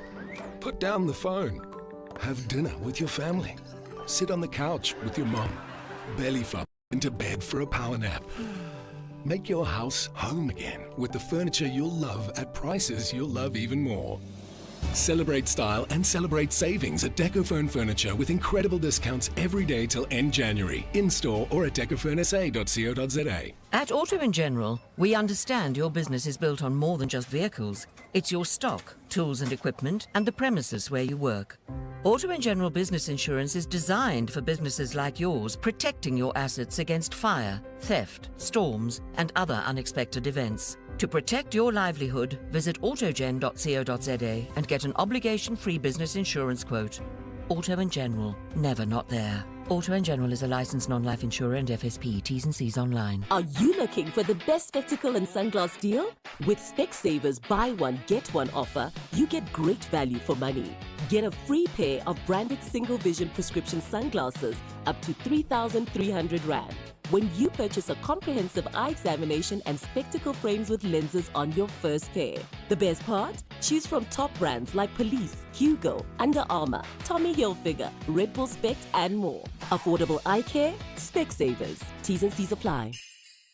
At Checkers, we do more so you get extra this Christmas with over 2 billion Rand in festive savings. Like Parmalat Everfresh Long Life Milk, a 1 litre 6-pack for 89.99. And Twin Saver 2-ply white toilet rolls, 24-pack for 159.99. Plus, stand a chance to win your share of 7 million Rand in prizes. Simply buy any 3 qualifying products and swipe your extra savings card to enter. Valid until Sunday at Checkers. T&Cs apply. 702. The big interview. At 7:15, we've got two big interviews this morning. The first one, have you secured a school placement for your child yet? That's the big question for Gauteng. Parents are tasked with applying online for grades 1 and 8 for their children attending new schools. Some years have been smooth, others not so much. So we thought we'd touch base and find out how the process is going this year. And on the line is the Gauteng MEC for Education, Matomi Cholwane. MEC, hi, good morning. Good to have you back on 702. Good morning to your listeners. Let me see what happens now. I think there's about 40,000 learners, I think if my figures are right, who haven't been placed. We're sitting now on the 5th of December. What happens next? In fact, sure, MEC, sorry, it's a bit of a bad line. If you could just jump to your left or jump to your right, and let's see if we can get you clearer. Okay, I don't know. Perfect, go for it, Okay. The line is bad. Sure. As I was saying, Yeah. saying that the figures now they're significantly less than they were yesterday. Because we placing every minute, every 4 minutes, we're continuing to place. I tell you what, MEC, what we're going to do, let me put you back to our producers. Let's get you on a clearer line. Those cell phone gremlins are getting into it, I'm afraid. So the latest figures we have, and I think the MEC was just going to update those figures, but so far almost 318,000 learners have been placed out of over 358,000. So that leaves about 40,000 learners that still need to be placed. And it's concerning because we are getting to the end of the year, and I think parents and also youngsters need to know what's happening next year. And it kind of delivers quite a bit of, I don't know, I would think a little bit of angst, because I would want to know what I'm doing next year. I would want to know that kind of thing, you know, what's happening as well. And we're chatting to Mateo earlier on, and he said he had also experienced a few problems in that he lives in North Riding, but the bottom line is they had placed him at a school in Hillbrow, and that's the big problem as well. So let's try and get the education MEC back online as well, just to get the clarity on this. Right, MEC, let's try one more time. All right, clearer line. Yes. You were telling us the figures are getting smaller, which is good news. Yes. Can you hear me now? Perfect. Go for it. Yes, as I was saying that considering the figures of yesterday, we continue to place. I mean, now as I speak, we might have placed around 4,000 more. So our target that we've put in place for the 12th of January to conclude all placement offers would definitely meet it. So I can assure parents who have a bit worried that by the 12th of December, they should have received placement offers for their kids. What happens if they don't get any sort of communication? What can they do? No, definitely. I can assure you they will get. They must just be alert on the system. But remember now, at the stage that we are, the biggest issue is we're dealing with transfers, because the learners that have not been placed now are learners that are from schools that their parents have chosen and they already reached capacity. So meaning that we're transferring to schools in and around where their home address and also schools of choice. And that's the only thing. But in terms of spaces and offers, we will be able to meet the 12th December target. MEC, do we have enough schools in urban areas? I was using an example of my colleague, Mateo Juaripe, who was saying he lives in North Riding. He applied, there are 5 schools where the choices given, and he landed up his child being placed in Hillbrow. Do we have enough schools? Why is this happening? Usually, you know, the issue is the migration into the urban centers. And Gauteng is not spared from that. That's why. So we receive a lot of immigration. I mean, for instance, in Gauteng, on average, you get around 1,500 people who move into our province every day. And they bring their families, and obviously there will be a requirement for social infrastructure and school in particular. So that's why we're experiencing it. And land is also a big problem, because the areas that you are talking about, land is fully occupied. There's not much land anymore. And I also blame the municipalities. The planning of the municipalities have left social infrastructure behind. They are building these high-rise infrastructure residential areas, and they are not making consideration of schools that are necessary to support those particular developments. Yeah, right. So we don't have enough schools, I think, is the answer. What happens if we hit post a parent, say, for instance, and us South Africans, we're very bad at this. We just leave it to the last minute, and we hit January, and a child still hasn't been placed in a school, not because of the education department, but because of the parents leaving it to the last minute. What can that parent do?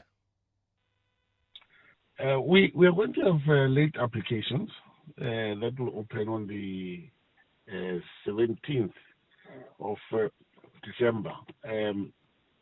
So that parent for grade 1 and 8, they have to go online, but for 8, go to either the school, but more to the district for spaces.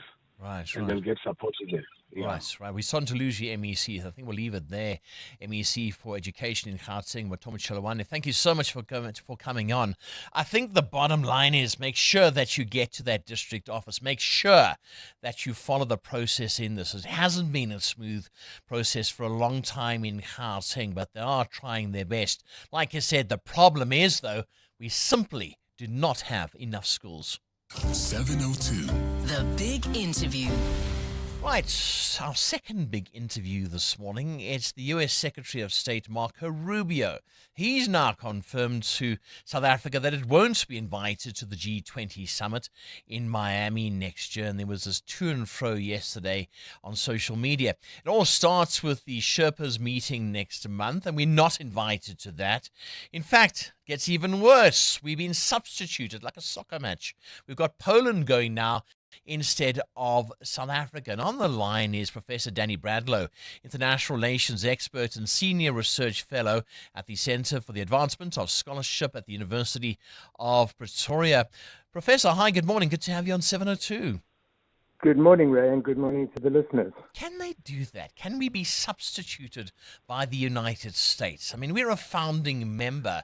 Do they have any right or merit in saying this?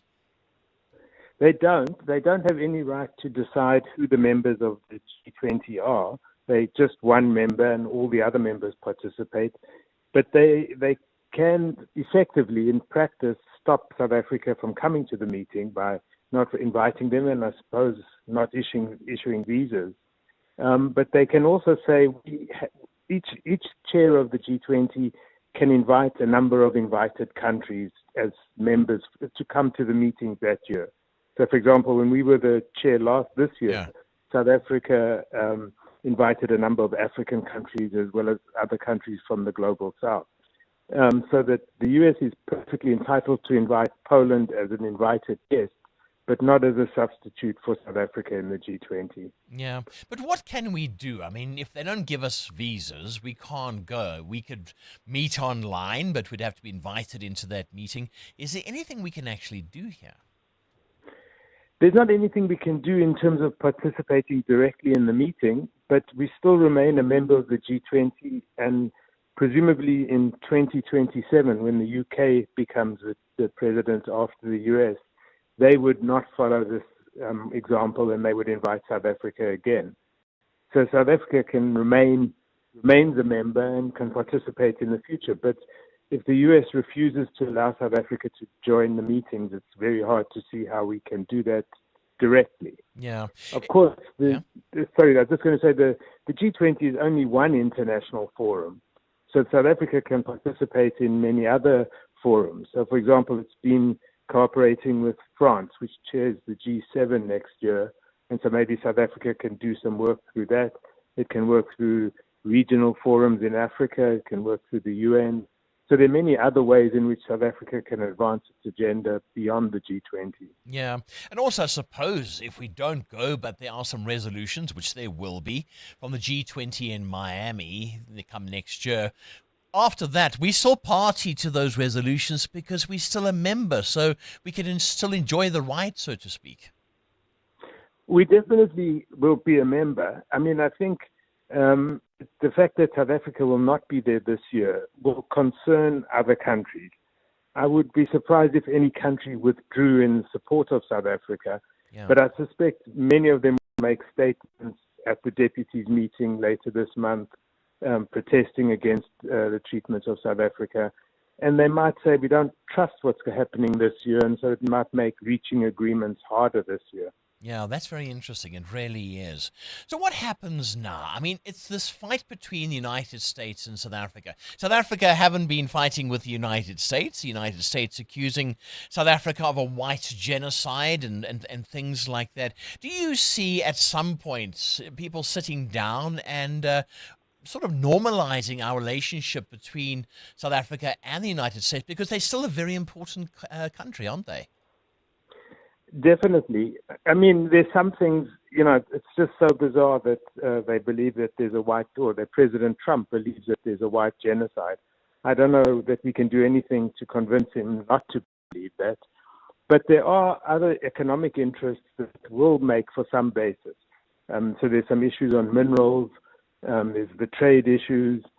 Depending what sorts of issues happen next year, there might be other grounds for cooperation. So the relationship will continue. It's obviously more complicated and with more tension, but there's enough interest that South Africa has an interest to keep trying to negotiate and maintain relations with the U.S., and I think vice versa as well. Yeah, Prof, what's the bottom line if we don't work out our differences with the United States? What's the bottom line for South Africa? Well, I mean, in the worst case, there's going to be higher tariffs on some South African exports. There's some exceptions, particularly in the minerals area to that. U.S. could, I suppose, keep trying to keep South Africa out of various meetings.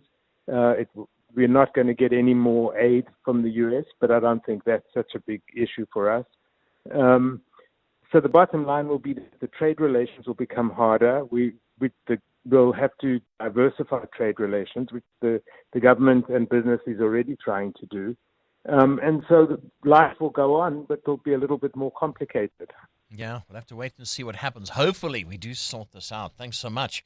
Professor Danny Bradlow, international relations expert and senior research fellow at the Center for the Advancement of Scholarship at the University of Pretoria. EWN Traffic. 28 minutes past 7 o'clock. This EWN Traffic brought to you by South African Airways. SAA now operates 2 flights a day to Gaborone with morning and afternoon departures. Book now at flysaa.com. Now, delays in Pretoria, Karabo. Yeah, heading into the CBD of Pretoria, you can expect delays in Hermanstad on Eskiam Patlele between the R80 and Womhagen. In Parktown, that's traveling towards the Joburg CBD, accident scene M1 South near Empire Road. This is also causing heavy delays all the way from Killarney Bains, and in Randburg, heading towards Four Ways, there's bumper-to-bumper traffic. This is on the N1 northbound between Malibongwe Drive and Winnie Mandela Drive. There's more EWN on air, online, and on the EWN app. Check in, take a seat, stretch out, sip something special and feel the holiday mood kick in. Long before you land, well, at South African Airways, every moment on board is designed to ease you into that holiday feeling. This summer, fly to Gaborone from 2,694 Rand, all-inclusive return, and with an allowance of 3 checked bags, you can take everything you need for the perfect escape. This offer is valid for sale until the 31st of March 2026, so book at flysaa.com or contact your nearest travel agent. At South African Airways, your holiday starts when your flight does. EWN Business. Right, Mateo, SA's current account deficit is narrowing. Are we exporting more? What are we doing? We are definitely importing more than we're exporting. We've had a very funny year with the US tariffs also hitting us, Ray. But South Africa's current account deficit narrowed to 57 billion rand in the third quarter of 2025. Now, a country's current account measures the flow of money for goods, services, and income between our country and the rest of the world.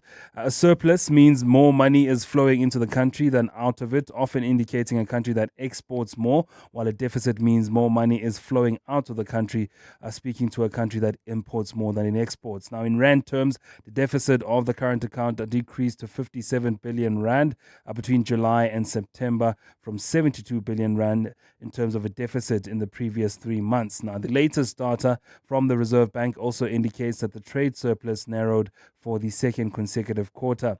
That's as the country pays more for goods coming in while earning relatively less from exports. Another big story, this investment firm Brimstone selling a 9% stake in fishing group Oceana.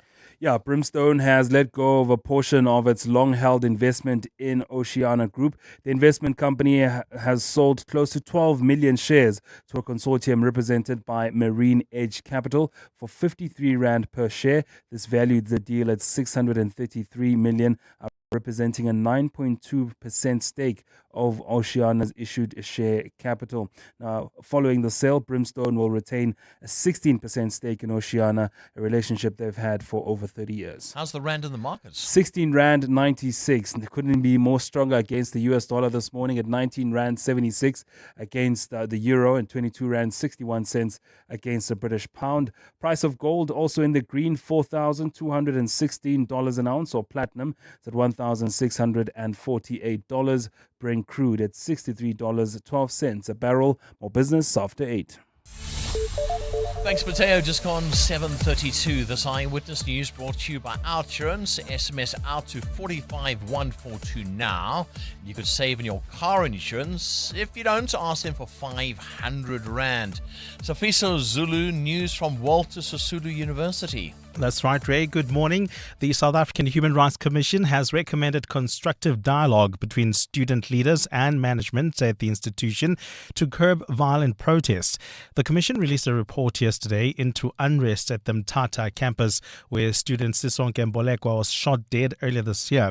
Residence manager Manelisi Mampane has been charged with the murder and attempted murder of other students. Nhlanhla Mabaso reports. What started as a peaceful sit-in escalated when a private security company dispersed students with rubber bullets and pepper spray.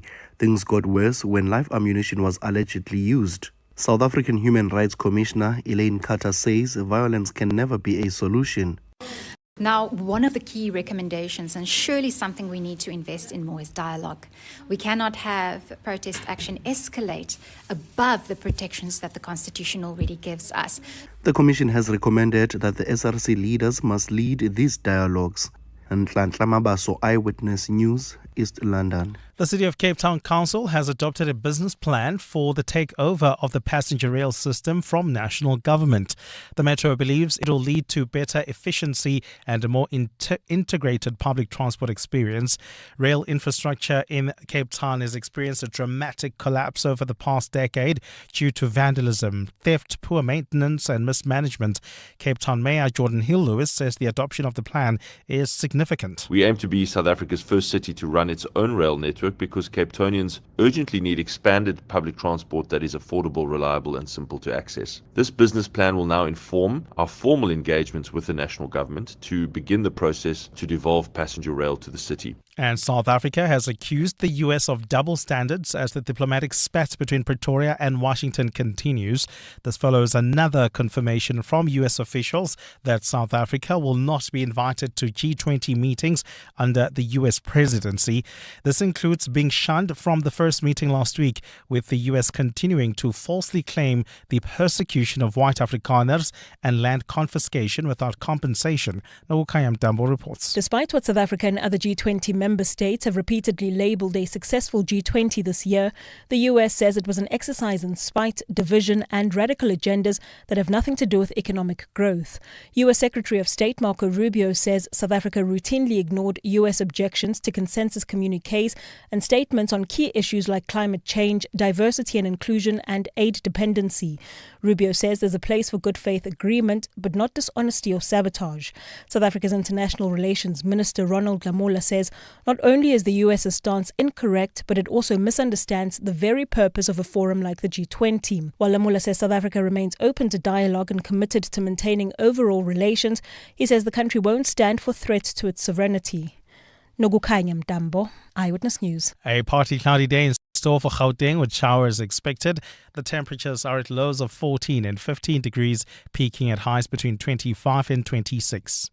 Heading into the Pretoria CBD, expect some delays in Hermanstad on Eskiam Pahlele between the R80 and Vomhagen in Parktown. Also heading towards the Joburg CBD, there's an accident seen on the M1 southbound near Empire Road, causing huge delays all the way from Killarney Bains, Randburg, traveling towards Fourways, bumper-to-bumper traffic. N1 northbound between Malibongo Drive and Winnie Mandela Drive. The top story this hour, the South African Human Rights Commission has recommended constructive dialogue between student leaders and management at the Walter Sisulu University to curb violent protests. You could spend 10 minutes hunting for the TV remote or get a 10-minute quote from Outsurance that could save you thousands on your car insurance. For her 2024 Kia Picanto, 52-year-old Janine now only pays 561 Rand a month. And for her 2025 Jetour Dashing, 29-year-old Sana pays just 796 Rand a month. Ready to get more out of your car insurance? SMS out to 45142. That's out to 45142.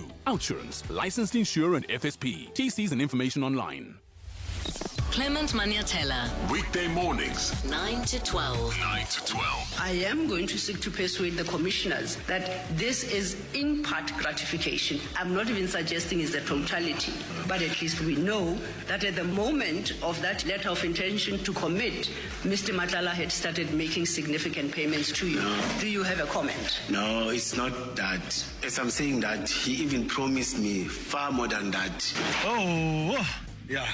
They got him now. He doesn't mention that Kat Matlala was busy sending him 20,000 Rand in 2022. That's why Advocate Silo tells him that was gratification because you had unlawfully and illegally authorized his company to use blue lights. He still wants to deny and lie.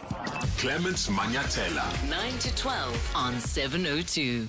The Maibuye Africa concert, the rebirth of Ubuntu, returns for one unforgettable night only. Simpiwe Dana, Judith Sepuma, Malé, Langa Mavuso, Elvis Blue, and Sipo Hotsticks Mabuse, backed by a 20-piece orchestra conducted by Grammy Award winner Joe Arthur, curated and produced by the visionary Billy Monama. Opera House State Theatre, Pretoria, Saturday 6 December 2025 at 7:30 p.m. Tickets from 350 to 1,000 Rand at Web Tickets, proudly supported by the Department of Sports, Arts and Culture and Brand South Africa.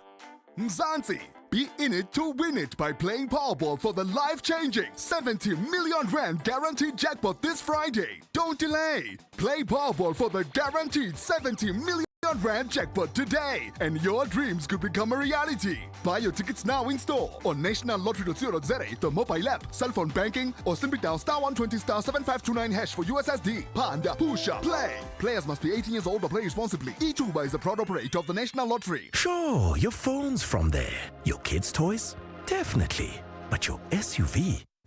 No thanks.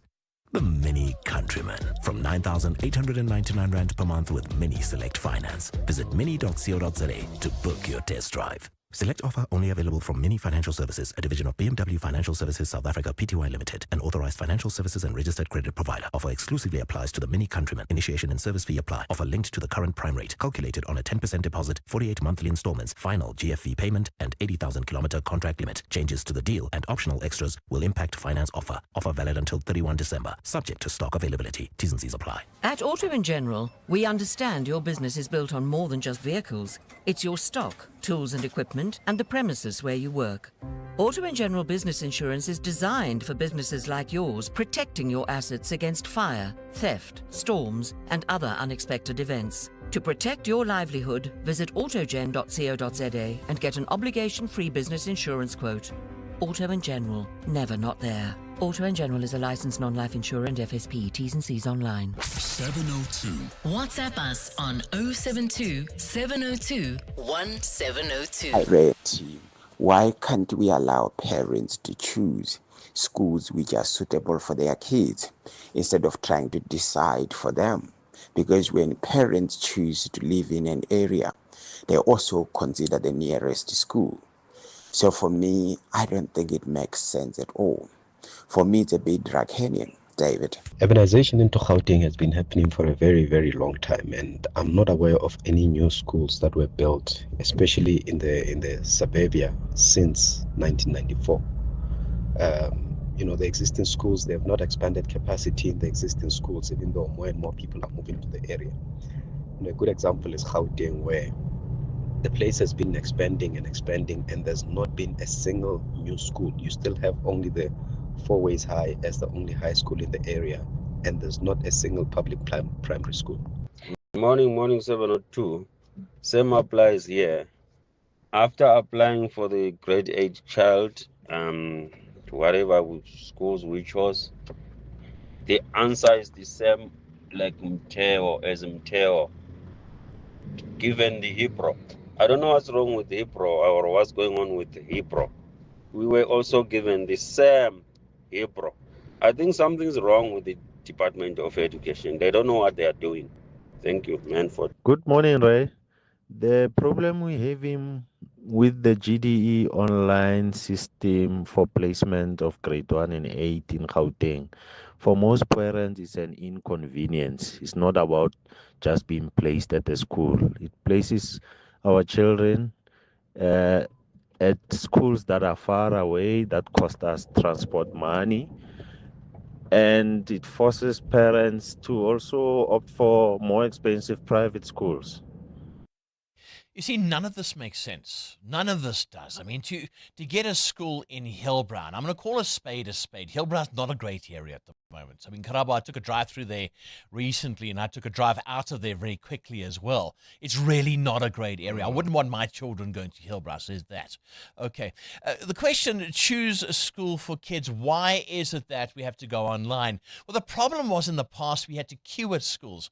I mean, I remember Stephen Curtis bumping into him one morning. I think it was 5 o'clock in the morning, and there's Stephen and the family camped out at a school because he was trying to get his kids in. Do we want to go back to that? I don't think we do. We've got computers. But the problem is today, in this day and age, is we're sitting with a problem in that it's a messy process. It's an absolute messy process. We don't have enough schools. I mean, Cindy, we were chatting about it off air as well. Are they building government schools, or are they building private schools? I haven't seen, I must be honest, and this is just from my relatively small worldview from my desk, I haven't seen any public schools being built of late, and public hospitals either. I know some schools have been built. I know about Ekurhuleni, there's a whole campaign there to build schools and bring in new subjects like robotics and things like that. I know that happens. I know some schools that have been built in Soweto.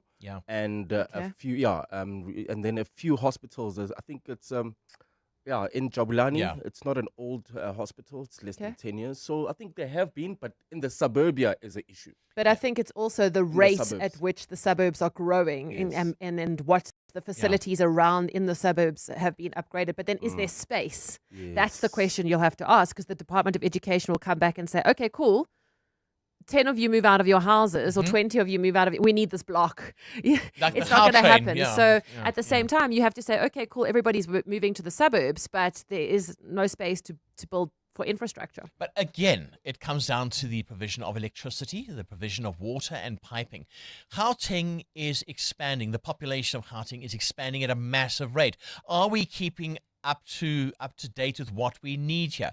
We need water provision, but yet our pipes blow all the time. Same thing with power. Now, same thing with schools.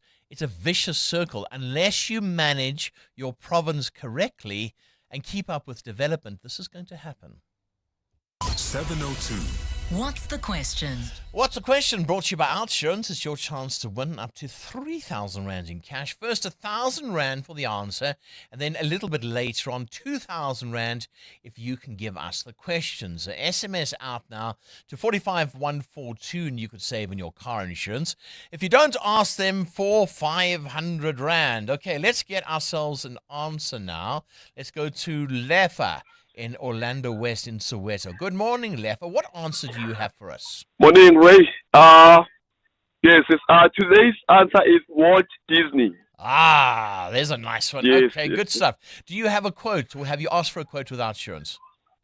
Yep, yes, I do have. Well, then you got 1,000 rands in cash. Thank you, Lef, and thank you so much for that awesome answer. So the answer today is Walt Disney. What then is the question? 011-883-0702. Let's see if I can give you 2,000 rand. I gave Lef a 1,000 rand. Now 2,000 rands up for grabs. I'll take the 9th caller this morning. EWN Sport.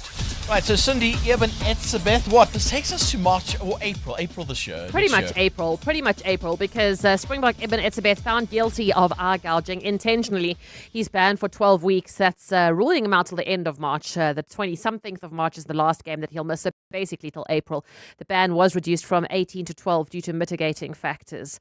In the Premier League last night, West Ham scored late to hold Man United 1-1, denying them the chance to go top 5. United boss Ruben Amorim. I think it was not perfect, but we had control of the game, and to lose 2 points in the end is really frustrated. We lost in the first half for a few minutes control of the game, second half the same thing after our goal, but the game was under control and it's really frustrating. Orlando Pirates are favourites to win tomorrow's Carling Knockout Cup final, but Osman Apollos says it won't be that easy to beat Marumo Galant. It would be a special moment, for us to win this trophy, but like I said, Marumo Galant is a very strong team, and we don't go there and undermining them, It's our job to obviously work more harder as them to get the trophy. Bafana will know tonight who they'll battle in the group stage at next year's FIFA World Cup. The draw takes place at 7 o'clock. In the second Ashes test, Australia 84 for 1 on day 2 in reply to England's 334. Head the wicket to go for 33. Earlier for England, Root was unbeaten on 138. For the Aussie, Stark took 6 wickets. Proteas women are in action today. They play Ireland in the first of 3 T20s. Captain Laura Wolfart. It's going to be a very competitive series. I think, like I said before, they have some really good quality cricketers who have played a lot of cricket all around the world. I think our plans are going to have to be spot on for a lot of them.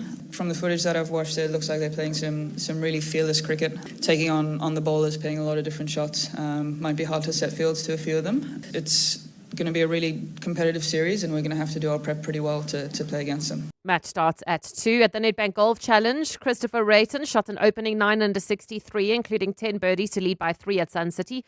The highest South Africans are Norris and Higo. They're both 5 off the pace. The Formula 1 Championship title will be decided in Abu Dhabi this weekend. Simply put, Lando Norris just has to finish on the podium, and it's his, no matter what his rivals do. But if Norris fails to get any points, he would need Verstappen to finish 4th or below, and Piastri 3rd or lower. Norris says he hasn't changed anything going into the week. Like the same after every weekend, really. Just review what went on, what was clearly and obviously not good for us, some of the mistakes you've made. Otherwise, nothing does change. He gets treated the same from everyone inside the team. Just more excitement, I guess, for everyone at the same time. But apart from that, the work and how you approach it all remains the same. Cindy Paluta, Eyewitness News Sport. Take a ride back to the greatest decades in music. Because Saturdays on 702 are all about timeless tunes. At 10 a.m. Kenny Maestri sets the stage with the greatest hits of the 80s and 90s. At 2 p.m., Pushaza Sibia keeps the nostalgia flowing with more classics you can't help but sing along to. At 5 p.m., Richard Mwamba celebrates the sounds of the continent with This Is Africa. It's more than just music. It's your Saturday wrapped in the sounds you love. Only on 702. 702. Let's walk the talk. In ancient Corinth, as Alexander the Great approached the philosopher Diogenes and offered to grant him any wish, Diogenes simply replied, "Stand a little out of my sun." At Plus 94 Research, we believe in illuminating the path to informed decisions. By removing the shadows of uncertainty, we let the light of data-driven insights shine through. Don't let assumptions cloud your vision. Step into the light of clarity. Plus 94 Research. The science of decision-making. Tired of long queues and waiting times at labor centers? The Unemployment Insurance Fund, UIF, has made things easier for you. Now you can access UIF services anytime, anywhere through the UIF Online Services platform. Submit and track your claims outcome. Upload supporting documents. Submit a payment request. Check payment status or update your personal details, all from the comfort of your home or office. It's fast, simple, and user-friendly. All you need is an internet connection. So why wait? Visit uifonline.labour.gov.za/UIF online today and experience convenient, efficient service at your fingertips. UIF, working for you. When it comes to protecting your workforce, trust the workwear brand that has been protecting workers for over 150 years, Sweetall. Sweetall has overalls and uniform solutions for every industry, so your team is safe, comfortable, and ready to tackle any challenge. Visit our new Boksburg showroom, shop A1 Atlas Road, Westwood, Boksburg, or go to sweetall.com today. Sweetall, we never let you down. Superior protective workwear since 1871. Standard Bank and 702 have joined forces to bring you China Unlocked. One of the most recent examples of this is the signing of two very important MOUs whilst we were at the Chinese International Import Expo, which in itself is quite an exciting event to help expose South African and African products to China. We signed an MOU and with the Chinese Chamber of Commerce for import and export of machinery and electronic products. What that helps us with is it helps our clients connect directly to equipment manufacturers and manufacturers of electronic products in China. It cuts out the middleman, and what better way to do that to help our clients get direct access to the equipment and technology that they need to do that. Don't miss China Unlocked on 702 Drive with John Perlman. Tuesdays on 702.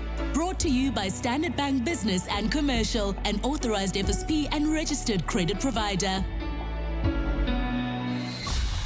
EWN Traffic. 9 minutes to 8 o'clock. Right, Karabo, delays in Germiston. Yeah, that's heading towards the Bedfordview area. You can expect about a 20-minute delay. N12 westbound between Croft Road and the Gilulis interchange in Calvin Alex area. Roadworks are now causing about a 30-minute delay. This is on the N3 northbound from London Road to the Patrol interchange. So if you're leaving Alex heading towards Midrand, allow for extra traveling time. In the Midrand area, traffic pressure N1 south, that's traveling towards Sandton between New Road and the Patrol interchange. In Randburg, heading towards Fourways, there's bumper-to-bumper traffic. N1 northbound between Malibongwe Drive and Winnie Mandela Drive. Going back to Ekurhuleni, Benoni, traffic backed up. Rangeview Road between Dube and Tom Jones. Germiston, there's also slow-moving traffic heading towards Bedfordview. N3 northbound between the Elands Interchange and Van Buren. And finally, heading into the Pretoria CBD, expect delays in Hermanstad on Estiam Patlele between the R80 and Boomhagen. If you come across any other traffic issues, please WhatsApp us on 072-702-1702. There's more EWN on air, online, and on the EWN app. 702. What's the question? What's the question? Brought to you by Outsurance. It's your chance to win up to 2,000 rands in cash now. So we've given away 1,000 rand. And if I said to you, Tabiso in Centurion, you're the 9th caller this morning. If I said to you the answer from Lefa gave us the answer. Walt Disney is the answer. What then for 2,000 rand is the question? Morning, Ray. The question is, who's the creator of Mickey Mouse, who was born on this day in 1901? You've got it. And I see here, it's stated on my screen that Tabiso is a client of Outsurance. I'm not even going to ask you. 2,000 rand, Tabiso, on its way for you. How does that sound for a Friday?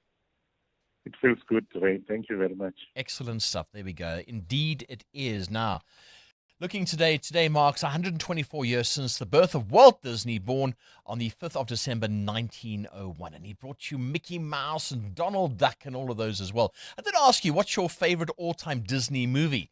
I'd like to hear from you. So yeah, there we go. Tabiso, 2,000 rands on its way to you, courtesy of Outsurance. And your wallet may not be feeling festive this December, but Outsurance could have some amazing savings or cash to put the jingle back into your pocket.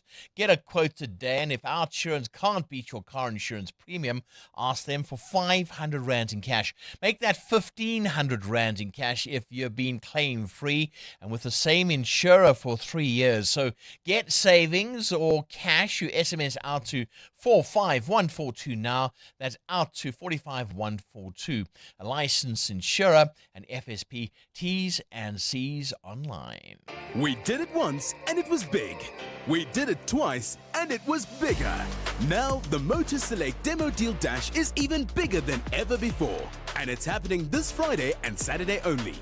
Get up to 100,000 Rand trade-in assist on over 1,800 demo models from 26 leading brands. Backed by SA's largest and leading dealer network. 2 days only. Visit motorselect.co.za to shop the demo range now. Hi, this is Carol Shabalala, Hollywood Bet's brand ambassador. It's more fun when it's for fun. Playing responsibly is always a winning strategy. If you or someone you know needs help, call the South African Responsible Gambling toll-free counseling line on 0800 006 008 or WhatsApp help to 076 675 0710. Hollywood Sportsbook is a licensed betting operator. Hollywood Bet supports responsible gambling. No persons under the age of 18 years are permitted to gamble. Winners know when to stop. Business Outsurance are experts in business insurance for general practitioners, dentists, surgeons, and other medical specialists. Kuveni. It's so nice to know the business risk is taken care of by Business Outsurance. The call center is just a dream to deal with. Very seamless, easy experience, and it just feels like the people we're talking to on the other line understand our needs. Switch to Business Outsurance and you could get a massive 20% discount on your business insurance premium. Visit outsurance.co.za. Switch and save today. Licensed insurer and FSP. TCs and information online. 702. 702. What's gone viral? With Kabazela. Kabazela, what day is it today? Ah, Ray, you surprised me, my friend. Why don't you just say it with me then? 1, 2, 3. Oh, it's good on a Friday. You said better, you see. Beautiful, beautiful, beautiful. I love your first one today. Girl dad question. And you know, it's such a difficult thing. Very often I would take my daughter out as well, and there would be a question, and this would be the question. Yeah, this is an interesting one. So for the ladies and for the men out there as well, right? So this guy went on to X and he posted a question. He says, as a girl dad, I have a genuine question for the ladies on X. How do females feel about me walking my daughter into the women's restroom when there is no family restroom and I don't want her going into the men's restroom where men are using the urinals? Should I just announce, girl dad coming in with my daughter? I want to be respectful, but I also want my daughter to be safe. So for context, she's 3 years old, right? And this is the question he's asked. So if you, maybe you have a daddy-daughter date and you've taken your little one out to the shops, the mall, and there isn't a family toilet or one of those kind of unisex toilets, what do? Do you take your daughter into the men's urinal, maybe, try cover her eyes, whatever it may be, or do you go to the ladies' urinal? I mean, the ladies' toilets. I'm not too sure that's the way to go. You obviously had Chloe when she was a little girl. Sure. Did you ever get in that situation, Ray? No, I didn't. I was lucky. I mean, Chloe was quite independent from a very early age. So for me, it was really easy. I never got into that situation. But I was lucky. I mean, what do? You can't go into the men's side. I'd never have done that. You can't go marching into the ladies' side either. So, the difficult one. Yeah, so some of the responses on here. So people saying announce it or stand by the door that you're coming in. Other guys say there's never an excuse to go into a ladies' bathroom. Yeah. You just take your daughter in and you cover her eyes and go straight to one of the cubicles. So yeah, that's some of the mixed reviews here. I'd love to know from our 702 family what you would do in this situation, and what if you were a woman and a guy is at the door with a little girl saying I'm coming in, what do you do? Do you say, okay, well, I'll take her, and then you as the dad, would you let a stranger take your child? It's an interesting one. I'd love to hear the views this morning. Absolutely. 072 702 1702. 702. 702. Feedback with Baphelile Sambo. Baphelile, what would you do if I came marching in and said, Chloe coming in? Oh my God, scream. Who's this guy? Call security. Guy? Yeah. It's so uncomfortable. No, it won't work. Yeah. It won't work. definitely not. Okay, 702 Land, we need your advice. Let us know. What you watching this morning? Oh my God, listen to me. Cray White. We've been getting loads of reactions on our question, which province has the best drivers? When it comes to the worst drivers, feedback puts Limpopo at number 1, followed by Cape Town. Although 702 Landers, they say they are the worst drivers. Okay. And although many 702 Landers insist that Cape Townians are actually the best at observing the rules of the road.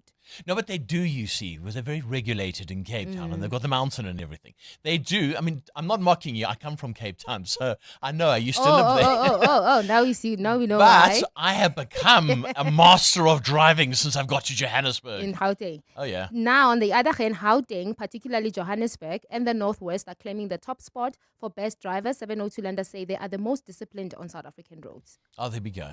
So we want to hear from you this morning. Which province is the worst? Which is the best? And I'm opening it up. Women versus guys. Who are the best and who are the worst? I'd like to hear from you. And there's a reason, because Discovery have had their survey and they're going to tell you the truth, what they have found. But I'd like to hear your truth just before that. 072 702 1702. It's 8 o'clock. This is EWN. Thabo Bester is back in court this morning, and Senzo Mchunu is expected to continue with his testimony at the Madlanga Commission. Good morning, I'm Sfiso Zulu. The Free State High Court is set to hear the latest and determine the readiness of the prison escape trial of Thabo Bester and his co-accused. In September, the case stalled after Bester changed his legal representatives for a fourth time, and his accomplice, Dr. Nandipha Magudumana's constitutional court battle hung in the balance. Bester and Magudumana were arrested while on the run in Tanzania in 2023 after his brazen escape from the Mangaung prison, where he was serving a life sentence. They are accused of staging his death inside a prison cell where he was serving a life sentence for murder. Khumuzo Modisa reports. When the trial of Thabo Bester, Nandipha Magudumana and 7 others was last heard in the Free State High Court in September, Bester introduced his 5th lawyer since his arrest. The new team assured the court that they would be ready for trial in the first term of next year. The court heard that it's Magudumana's extradition case, which he's taken to the Constitutional Court, which is holding up the trial. Magudumana is challenging the lawfulness of her extradition from Tanzania and is appealing a Supreme Court ruling against her. In September, state prosecutors promised to write to the Apex Court, informing justices of the delays being caused by the appeal that's been brought before them. Khomza Modise, Eyewitness News in Bloemfontein. Current ANC Joburg leader Dada Morero and contender Loyiso Masuku are expected to find out who will lead the region for the next 3 years. Members are currently voting, with results expected to be announced this morning. Delegates have been locked in discussions since yesterday at the 3-day elective conference in Sandton. Alpha Ramushwana is there. According to the program, voting was supposed to start at 3 p.m. yesterday, but the process only got underway at 4 o'clock this morning. After nearly 24 hours of uninterrupted conference discussions, delegates finally cast their ballots and the party's electoral committee has been counting the votes. Dada Morero is seeking re-election as the regional chairperson, but is locked in a close contest with the widely supported Loyiso Masuku. My name is Dada Morero from Ward 83, Zone 5. I'm available. Chair, my name is Loyiso Masuku. Thank you very much for the nomination. I duly accept. It's a close contest between the two, with both candidates enjoying strong support from ANC branches across Johannesburg. Alpha Ramshwana, Eyewitness News in Sandton. Suspended Police Minister Senzo Mchunu is again going to be pressed about the controversial decisions at the Madlanga Commission today. He had to concede yesterday that he broke protocol when he tried to de-establish the Political Killings Task Team without speaking to National Commissioner Fani Masemola. Despite that, Mchunu still believes the task team had to be taken apart. Oren Singh reports. In an attempt to defend his decision to have the PKTT disbanded, Senzo Mchunu maintained his view that the task team had run its course in fulfilling its mandate of investigating politically motivated murders. Mchunu argues against calls for the PKTT to investigate cases in the organized crime space. There are arguments out there that it's preferable to keep the National Political Killings Task Team because of its unique focus and ability to combat organized crime. That's a wrong argument. He elaborates. The National Political Killings Task Team was not designed to combat organized crime. They were established and designed to focus on political killings. Despite defending his decision of disbandment, the commissioners believe he did not have the authority to disband it. Arun Singh, Eyewitness News. And Deputy President Paul Mashatile says South Africa won't boycott the G20 summit in the US next year and will continue talking to American counterparts.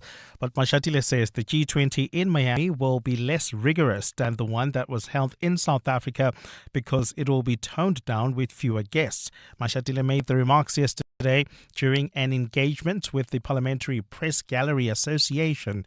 Babalondenza reports. Paul Mashatile says the country's relations with the US could have an impact on the economy because it's South Africa's biggest trading partner on the continent. He says South Africa wants to participate in next year's G20 despite threats by the US to not invite the country. We will continue to engage with them, and as I said earlier, we are preparing to participate. We have not raised the issue of boycotting the G20. He says the G20 in South Africa was more intense than what is expected in the US. I guess what may happen is that the G20 in the US may not be as rigorous as the one in South Africa. For instance, I've already heard that President Trump says he will not invite guests. Mashatile added that the economy remains resilient despite US tariffs. Babalondenza, Eyewitness News, Parliament. Gold is trading at $4,221.04 an ounce. The rand is at 16.96 to the dollar, 22.62 to the pound, 19.76 to the euro. Brent crude oil is at $63.15 a barrel. Mid-Rand traffic pressure. This is on the N1 southbound near New Road. This is delays all the way from the Patroon interchange. Also, you can expect delays due to roadworks. This is on the N3 northbound between London Road and the Patroon interchange, Germiston. There's about a 20-minute delay. N12 westbound between Croft Road and the Kilulis interchange. And in your sport, at the Nedbank Golf Challenge, Christopher Rayton on 9 under takes a 3-shot lead in today's second round. Bafana will know tonight who they'll be grouped with at the FIFA World Cup. The draw is at 7 p.m. In the Ashes, Australia 112 for 1 in reply to England's 334 on day 2. And Springbok Emanetsabeth banned for 12 weeks for eye gouging. A partly cloudy Friday in store for Gauteng with scattered showers and thunder showers expected. The temperatures will peak at highs between 25 and 26 degrees. The top story in EWN this hour. The Free State High Court is set to hear the latest and determine the readiness of the prison escape trial of Thabo Bester and his co-accused. EWN, in touch, in tune and independent. For the latest, visit ewn.co.za or download the EWN app. 702 on 92.7 and 106 FM. Streaming on the Prime Media Plus app. And on DSTV channel 856.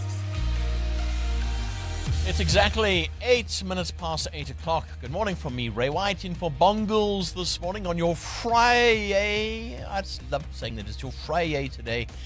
I hope today is going to be a slick day for you. You'll get to 5 o'clock this afternoon, and that's it. That's it. You got your weekend. A free weekend just for you. But until then, keep listening to 702.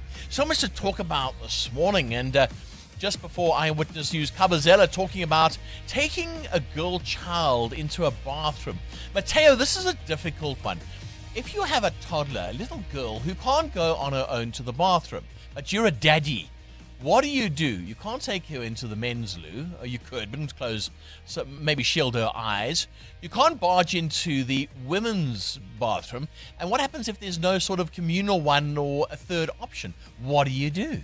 I've never had to think about that, but I was with my daughter, I think about 2 months ago, lucky enough at a mall that had a communal one. Right. And there was someone there to usher me to the communal one where I could change her because she's still quite small, like a year old. But I think if you let people know that your daughter needs the bathroom, your daughter needs the bathroom. Yeah, just make way. Yeah, don't make it weird. Yeah. Just let people know why you're there, and I think you'll be fine. Yeah, I'd like to know, but which one would you go to, or would it matter? I've never had to think about it. Exactly.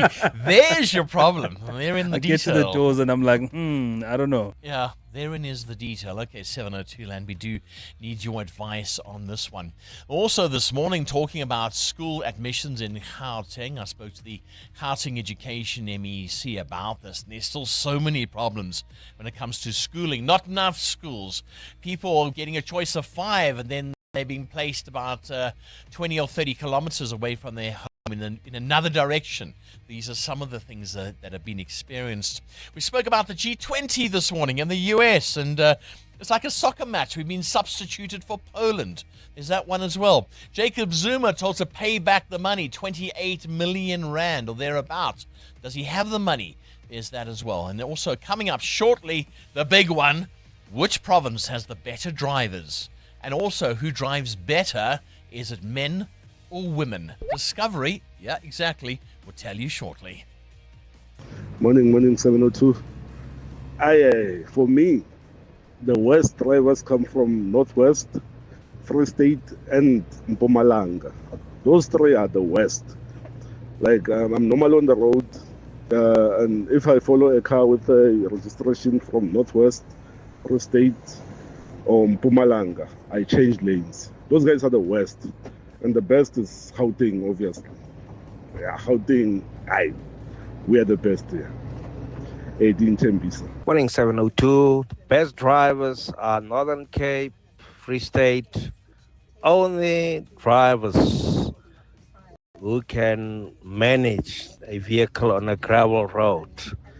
They are the best drivers. Not Gauteng, no Northwest. I thank you. Northwest, they are the best drivers. I grew up using the road from Krugersdorp to Zeerust. I've never, not one day, have I seen a car accident on that road. Never. Up until I'm 48 now, I've never seen an accident on that road. Even if I take Rustenburg, I've never come across a car accident on that road. So I would say, and I travel a lot, especially on road as well. I know all provinces I've driven, as far as Eastern Cape, Limpopo, so Mpumalanga, I've driven it. So I've covered most of the provinces. I would say Northwest. Just Join us. Let's walk the talk. This is 702. All right, let's put you on the spot here. Karabo, province best for driving, worst for driving? 100% Gauteng. We've got the skills. We deal with a lot, so we can manage as well when we go to other provinces. So definitely Gauteng, because I've realized other people from other provinces, when they come to Gauteng and drive in this hectic traffic that we have, they kind of struggle. So we can adapt anyway. Yeah, we can. We're like a computer game. Mateo? KG was disagreeing with one of the callers who said Northwest was the worst because KG, of course, is from the Northwest. Of course he is, And of course, so he's probably driven there a lot of times and he knows, right? He says they're the best. But for me, looking at maybe the accident stats that we usually see during the festive season, I think the Eastern Cape is also quite up there amongst the worst. Lots of bus problems. I'm only vouching for Gauteng because we're here all the time. Exactly. Yeah, and we do all sorts of things, including breaking the law. Let's not forget that. That Every does day. make us the worst as well. day. Yeah. Guys, for me, best province, Northern Cape. I'm just kidding. Do you ever hear anything coming from the Northern Cape? Nothing happens there. They got to be the best. Nothing Gonna get in happens there. trouble, right? No, all right, Gauteng. Mpumalanga drivers, I don't know what it is. Every time somebody cuts me off, someone slow, something weird happens. It says MP on the back number plate. I don't know what that is. And I'm sorry if I've offended you this morning. I love you dearly. But what is going on there? Let's talk. We're listening. Morning, Ray. Morning, Kabazela. So, with my father, what he used to do is that instead of going into either the men's or the women's bathrooms, he would go into the room for disabled people. Because those particular restrooms are most of the times they're empty. So he would just go in there, do a quick dash, especially if he had my sister with him. Then yeah, that's the best way we could, I guess, do it. Yeah, it's Kia here from Josie. You see, Kia, it's so difficult because I know sometimes when I was taking my daughter Chloe out and she was still so young, if she did need any assistance, and just if memory serves me correct, sometimes there was somebody there, like a security guard, female security guard, and I'd say, can you just take my daughter in? And she'd say, with the greatest of pleasure. So there is that. Luckily, we are living in a society today where we take care of the disabled. We also have unisex bathrooms, which is pretty cool as well. So perhaps if we can keep thinking down those lines, we won't be caught out with these very tough decisions. EWN Traffic. It's 8:15. We'll be chatting to Discovery shortly about this and our road behavior. But Karaba, how are people behaving on the roads this morning? I must say, pretty good at this stage. No major, no serious accidents have been reported at this hour. It's just your normal peak hour traffic. Kelvin roadworks causing huge delays. N3 northbound between London Road and the Bakri interchange in Germiston. Heading towards Bedford View, also slow-moving traffic. N12 westbound from Croft Road to the Kilulis interchange in Benoni. Traffic remains heavily backed up. This is on Rangeview Road between Dube and Tom Jones. In Germiston, traffic still in Germiston. Traffic is a bit sluggish. Heading towards Alex. N3 northbound from the Inlands interchange to Van Buren, while in Randburg heading towards Fourways, expect a heavy delay on the N1 northbound from Malibongwe Drive to Winnie Mandela Drive. In Midrand, traffic pressure N1 southbound between New Road and the Bakri interchange. And finally, if you're heading into the Pretoria CBD, there's slow-moving traffic in Hermanstad on Eskiam Patlele between the R18 and Bomhagen. If you come across any other traffic issues, please WhatsApp us on 072-702-1702. There's more EWN on air, online, and on the EWN app. 702. Add your voice. Have your say. Let's walk the talk. Let's get the truth now. The truth needs to come out. Which province has the better drivers, and which drivers in which province drive more responsibly? I'm also talking about men and women. I mean, women drivers, are they better than men, Karabo? Your thoughts? Yeah, I would like to think men are better, but then the statistics and the papers say differently when I compare my madam and my madam's driving and myself and my driving. I'd like to think I'm better than her, but then when I look at my traffic fines compared to her, it's it's quite a lot on my side, and she's more of a careful driver. And then when when we go on the long distance, it's like a confessional here, isn't it? Yeah, we all get traffic fines, but and when we go on a distance travel, like long distance, my petrol tank is lower when you get to the destination, and then she saved more petrol, so that means she's driving slower, more calmer, and more relaxed. All right, let's get the truth now. You see, joining us is the Precious Nduli, the Chief Commercial Officer at Discovery Insure. Precious, hi, good morning. Good to have you on 702. Hi, Ray and the team. Good morning, and good morning to your listeners as well. Right, please put Karabo out of his misery. Who's better, men or women drivers? What facts do you have? Please help us. Just to give you context, for Discovery Insure, we have over 200,000 clients, and we've collected over 20 billion kilometers of driving data. And so we really do have the facts. And what we see, sadly for Karabo, is that on average, women are better drivers than men. But the devil is also in the detail. So, whilst women are better drivers on average, women do have more phone events. So they're more distracted drivers. So they have 15% more phone events than men, and slightly more braking events as well. Where men fare worse is on speeding, as Karabo alluded to as well. So 43%, I think 25% actually more speeding events, and 43% more harsh cornering events, as well as 22% higher acceleration events. So men exhibit more aggressive driving, more faster driving, which is obviously riskier. As Karabo said, women are more calmer, but a bit more distracted in terms of cell phone use, as well as kind of braking events. So in other words, if they just got off the phone, they would be leaps and bounds ahead of us men. Yes, so if they just got off the phone, they'd be even better. I mean, earlier in the year, we did run a campaign campaign around not texting and driving, because we actually did see that texting and driving has, or at least using your phone whilst driving, has actually surpassed speeding in terms of being the riskiest behavior on the road. In terms of, so. All right, then. Okay, Precious, tell us about the provinces. Now, obviously in Gauteng, we drive like it's a computer game, like it's something out of Star Wars. But looking at the provinces, what have you found? Yeah, so actually, again, overall, Cape Town and I guess the Western Cape, broader Western Cape, is the best province.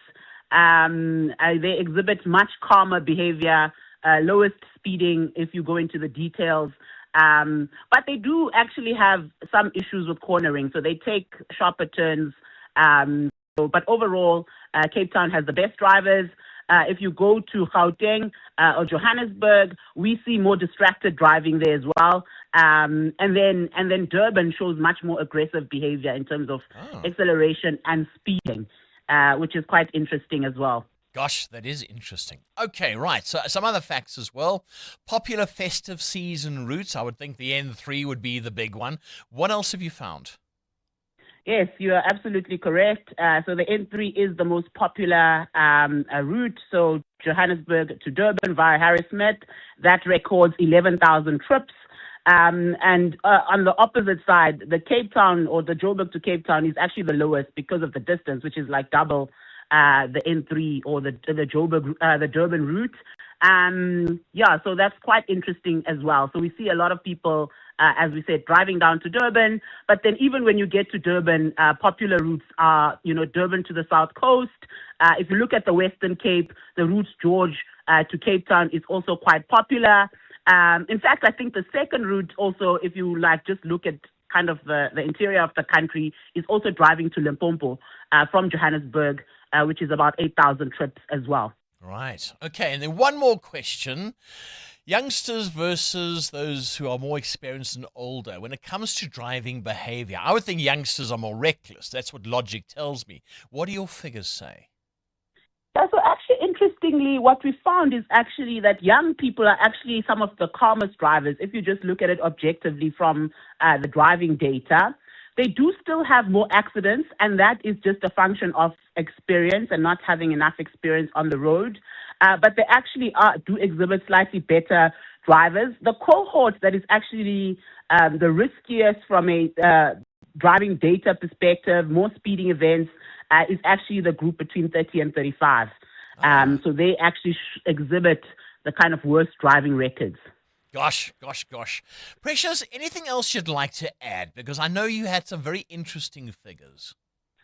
Yes, I think the most important thing, what we see from a driving behavior perspective, particularly as we lead up to the holidays, is that we see a spike in speeding, 23% increase in speeding.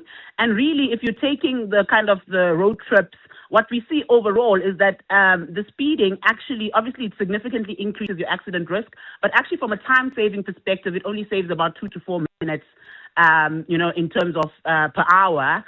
So it really doesn't save that much time. So really, it's important to be well rested and to actually to really enjoy the trip. Another thing that we're really interested in now is around sleep and the link to driving. So again, it's important to sleep well. If we see in the data that if you sleep the correct durations, which is between 7 and 9 hours, you have up to 32% lower accident risk. So it's important to be well rested, enjoy your road trip, drive, drive within the speed limit. And then obviously as you leave your homes, it's important to ensure also that you're safe, you prevent yourself, because some of the other things that we've seen in the data is the risk of theft, as an example, risk of geyser bursts. So just do your maintenance checks in your home as well before you leave and to enjoy your holidays as well. Just make sure you do all the things you need to do. Precious Nduli, who's the Chief Commercial Officer at Discovery Insure, thank you so much. I appreciate you taking the time. There we go, Karabo. I want to phone my wife. I think she needs to drive me home. 702, The World View. With Adam Gilchrist. Morning, Adam. Good morning, Ray. So, no end in sight to the war in Ukraine. Russia scuppering the talks again. Is that quite surprising? I don't think it is. No, I don't think it is either. It's just saddening and awful, and particularly because every single day people are losing their lives, and there's no even pretense anymore that Russia is attacking military targets. So the latest, though, is that Vladimir Putin has stressed how if Ukraine does not give over a load of territory in eastern Ukraine, in the Donbass region, then Russia will take it forcibly. They have been trying to take it forcibly for the last pushing 4 years. And indeed, Russian forces do control 85% of this particular region, this region that Russia claims, or at least Vladimir Putin claims to be Russian, that Ukraine absolutely insists is Ukrainian. But 15% may not sound like a lot, but that's still quite a few big blobs of land that Ukraine is saying, no, it's ours. We're not just going to hand it over. Donald Trump's peace plan originally was going to hand it over, but it got changed, the peace plan, with Ukrainian and European input. But that peace plan, again, seems to have gone away. It doesn't matter where they talk. They can talk in Kiev and Moscow, in Alaska, in Miami, in Geneva. It just seems that Russia is absolutely insistent this is what they're doing, and they will continue to do it. And that includes attacking innocent people all the way across Ukraine. Yeah, gosh, it continues. Speaking of conflict, now, Israel, of course, has been controversial after what's happened in Gaza, and the Eurovision song boycott's now underway because they want Israel not to be there. Now, I know it's not necessarily the most important thing, you know, the pappy music, the crazy routines, the hideous costumes, the weird voting patterns, but it is a little sort of potboil of geopolitical views. And so here we have, I mean, Russia, for instance, was already excluded from the Eurovision Song Contest, although weirdly Australia is in Eurovision. Anyway, the thing was with Israel. And the conduct of the Israeli war in Gaza has upset a lot of people and a lot of countries. And so we had this watershed vote whereby 50 participating countries and organizers said, okay, we'll have a look at this. And they have voted that Israel will not be kicked out of the song contest. They can take part. They have to row back from some of their aggressive ad campaigns. Last year's Israeli Eurovision Song Contest entry was surrounded by this whole hoo-ha about sort of vote for us, which it sometimes feels like the voting goes against the spirit of just singing a song and seeing which one is rated the best. However, because Israel is still going to take part, Ireland, Spain, the Netherlands, and Slovenia have all said, that's it, they're going to boycott the contest. Sure. Ireland's a blow because they often win it. Spain's a blow because they're one of the main backers. The only thing is, if Israel had been kicked out, another one of the main financial backers, Germany, would itself have walked out. I think solving Gaza itself and Palestine and Ukraine and Northern Ireland might be easier than solving the Eurovision Song Contest. It's crazy, isn't it? It's crazy. It's nuts. It really is. But yeah, geopolitics. Now, Canada's Santa protests. What on earth is going on there? They've just had a big Christmas parade, 30,000 people taking part in the small town of Brantford. Actually, technically, they call it a city. They do that in America and Canada. It's a small town west of Toronto. So as the parade was going through Brantford, some complete meanie-beanie Grinch put up signs saying, Santa is fake, your parents are Santa, stop lying to your children. This sort of, I know, outrageous. Residents have had their fury at this. Some families taking part were saying, hang on a moment, they called the police, would you believe?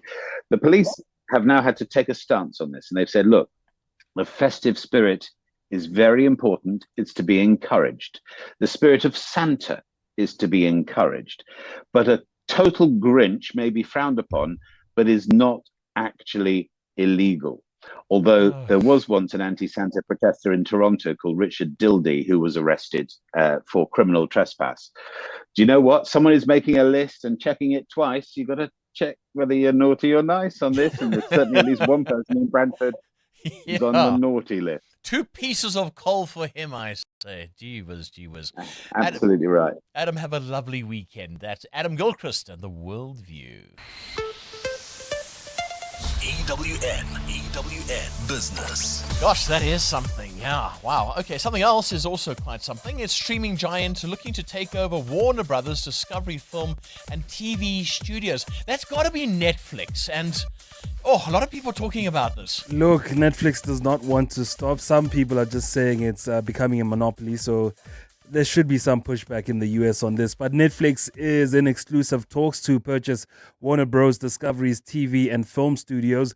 The deal is reportedly valued at $28 per share. According to Bloomberg, Netflix has offered $5 billion. This would be an 85% cash offer for the assets. Warner Bros. Discovery reportedly received sweetened offers from potential bidders, including Paramount, Comcast, and Netflix. Warner Bros. Has a series of movies set for release in the next few years, including Mortal Kombat, Godzilla, Batman Part 2, and Lunar Chronicles. So very, very lucrative deal that. Back home, DSTV could lose 12 channels from Warner Bros. Discovery, including CNN, Discovery Channel, Cartoon Network, and TNT Africa, amongst others, as the two firms go through a contractual stalemate. Yeah, a lot of people saying to themselves now, what happens with their DSTV? Because it doesn't get cheaper. It doesn't get cheaper, of course. No. But what's going to replace them? That's the thing. I mean, what's your choice going to be? You have Canal Plus coming in, the French media giant that's bought MultiChoice, so they'll probably have something in their bouquet that could slot in there. But they also have their own deal with Warner Bros. Discovery, so maybe that will play into what you get then in the end in your bouquet. Oh, I really hope so. I really do. Then investment firm Brimstone selling that 9% stake in Oceana. Yeah, Brimstone has let go of a portion of its long-held investment in Oceana Group. These are the makers of Lucky Star Fish. The investment company has sold close to 12 million shares to a consortium represented by Marine Edge Capital for 53 Rand per share. The transaction, valued at approximately 633 million Rand, represents a 9.2% stake of Oceana's issued share capital. Brimstone using the proceeds from that sale to pay off debt and get the company back into the black. Sure, the Rand and the markets. Well, the Rand, 16 Rand 96 against the US dollar, has been quite strong against the US currency of late, at 19 Rand 75 against the euro and at 22 Rand 62 cents against the British pound. Price of gold, $4,227 an ounce, or platinum is up 0.5% at $1,654. Brent crude at $63.24 a barrel. Stephen Crotis to cover the week's business later this afternoon. Thanks, Mateo. Exactly 8:32. Sifiso Zulu, what is leading your bulletins at this hour? Thanks, Ray. Good morning. We'll start with some breaking news. Chairperson of the Alexandra Taxi Association, Vusi Mayaba, has been killed. Mayaba was shot last night after leaving a restaurant in Woodmead. His death comes a few days after two taxi owners from the same association were killed in a drive-by shooting in Midrand. Joburg MMC for Transport, Kenny Gunene, says his department is concerned about the ongoing violence in the taxi industry. Concerns are mounting as illegal initiation schools continue to operate in the Eastern Cape. The 2025-26 summer initiation season runs from late November to the end of January, but about 2 weeks in, several deaths have already been reported. The province's Cooperative Governance and Traditional Affairs spokesperson, Pello Oliphant. Regrettably, there are 5 initiates who have already died, and we're into the second week since we officially opened the initiation season. Basically, the problem is more on transgressions as well as contravention of the Customary Initiation Act. Oliphant says arrests have been made. So far, we have arrested 21 suspects, as well as we have opened 19 cases. All those cases, all the suspects will appear in the different magistrate courts in the Eastern Cape shortly. The South African Human Rights Commission has recommended constructive dialogue between student leaders and management at the Walter Sisulu University to curb violent protests. The Commission released a report yesterday into unrest at the Mthatha campus, where student Sisonke Mbolekwa was shot dead earlier this year. Residence manager Manelisi Mampane has been charged for the murder and attempted murder of other students. Nhlanhla Nhlanhla Mabaso reports. What started as a peaceful sit-in escalated when a private security company dispersed students with rubber bullets and pepper spray. Things got worse when live ammunition was allegedly used. South African Human Rights Commissioner Elaine Carter says violence can never be a solution. Now, one of the key recommendations, and surely something we need to invest in more, is dialogue. We cannot have protest action escalate above the protections that the Constitution already gives us. The Commission has recommended that the SRC leaders must lead these dialogues. And Nhlanhla Mabaso, Eyewitness News, East London. And India's Prime Minister Narendra Modi will host Russia's President Vladimir Putin at a summit today. Both countries are expected to talk about defense and trade as New Delhi faces heavy U.S. pressure to stop buying Moscow's oil. Both leaders will also discuss the geopolitical situation in the wake of the Russian invasion of Ukraine and global trade disruptions triggered by tariffs imposed by U.S. President Donald Trump. Modi welcomed Putin at the airport yesterday with a warm hug and a red carpet before the two rode together in the same car to a private dinner. A partly cloudy day in store for Gauteng this Friday with scattered showers and thunder showers expected. The temperatures will peak at highs between 25 and 26 degrees. Calvin Alex roadworks causing huge delays. N3 North from London Road to the Bethlehem interchange. Also in Germiston, traffic remains sluggish. N3 North from the Elands interchange to Van Buren. And finally, Midrand travelling towards Sandton. Traffic pressure N1 South from New Road all the way to the Bethlehem interchange. The top story this hour, concerns amounting as illegal initiation schools continue to operate in the Eastern Cape. And in Joburg, chairperson of the Alexandra Taxi Association, Vusi Mayaba, has been killed. The team's on a roll today. Let me focus on payroll. Duty calls in the kitchen.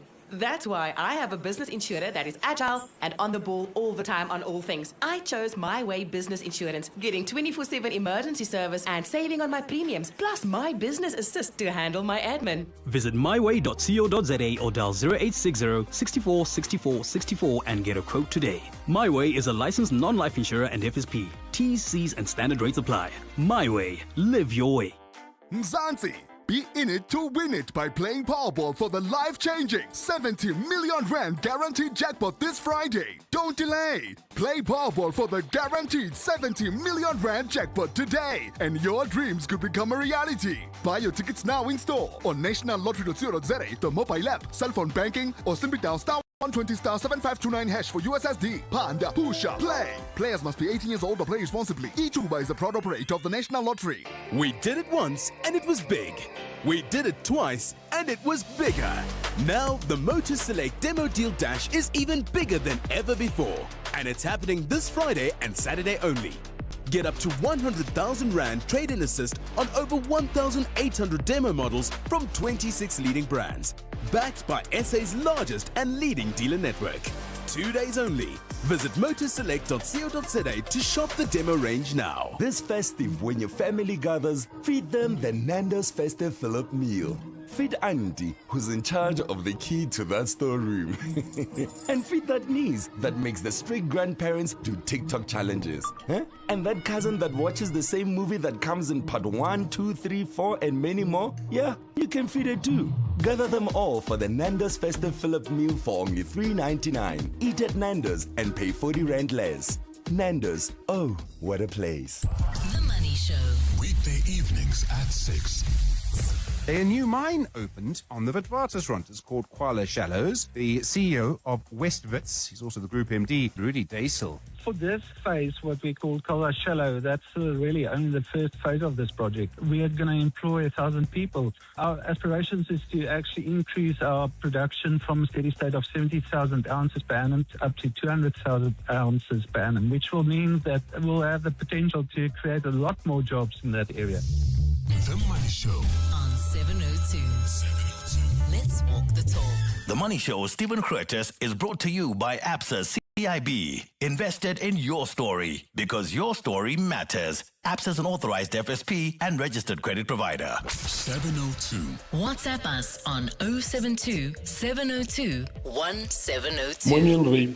The problem with schools in Gauteng is that most of the parents, they prefer to send their children from township to the schools in suburbs. It's not that the suburbs are growing per se. It's because of preference that they think that there is better quality of education in suburbs as compared to townships.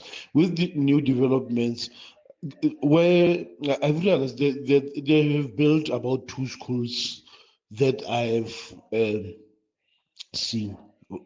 Some from Ripodaba. You know, Ray, my son is going to grade 1 and I applied and they chose the furthest school away from my house and my work.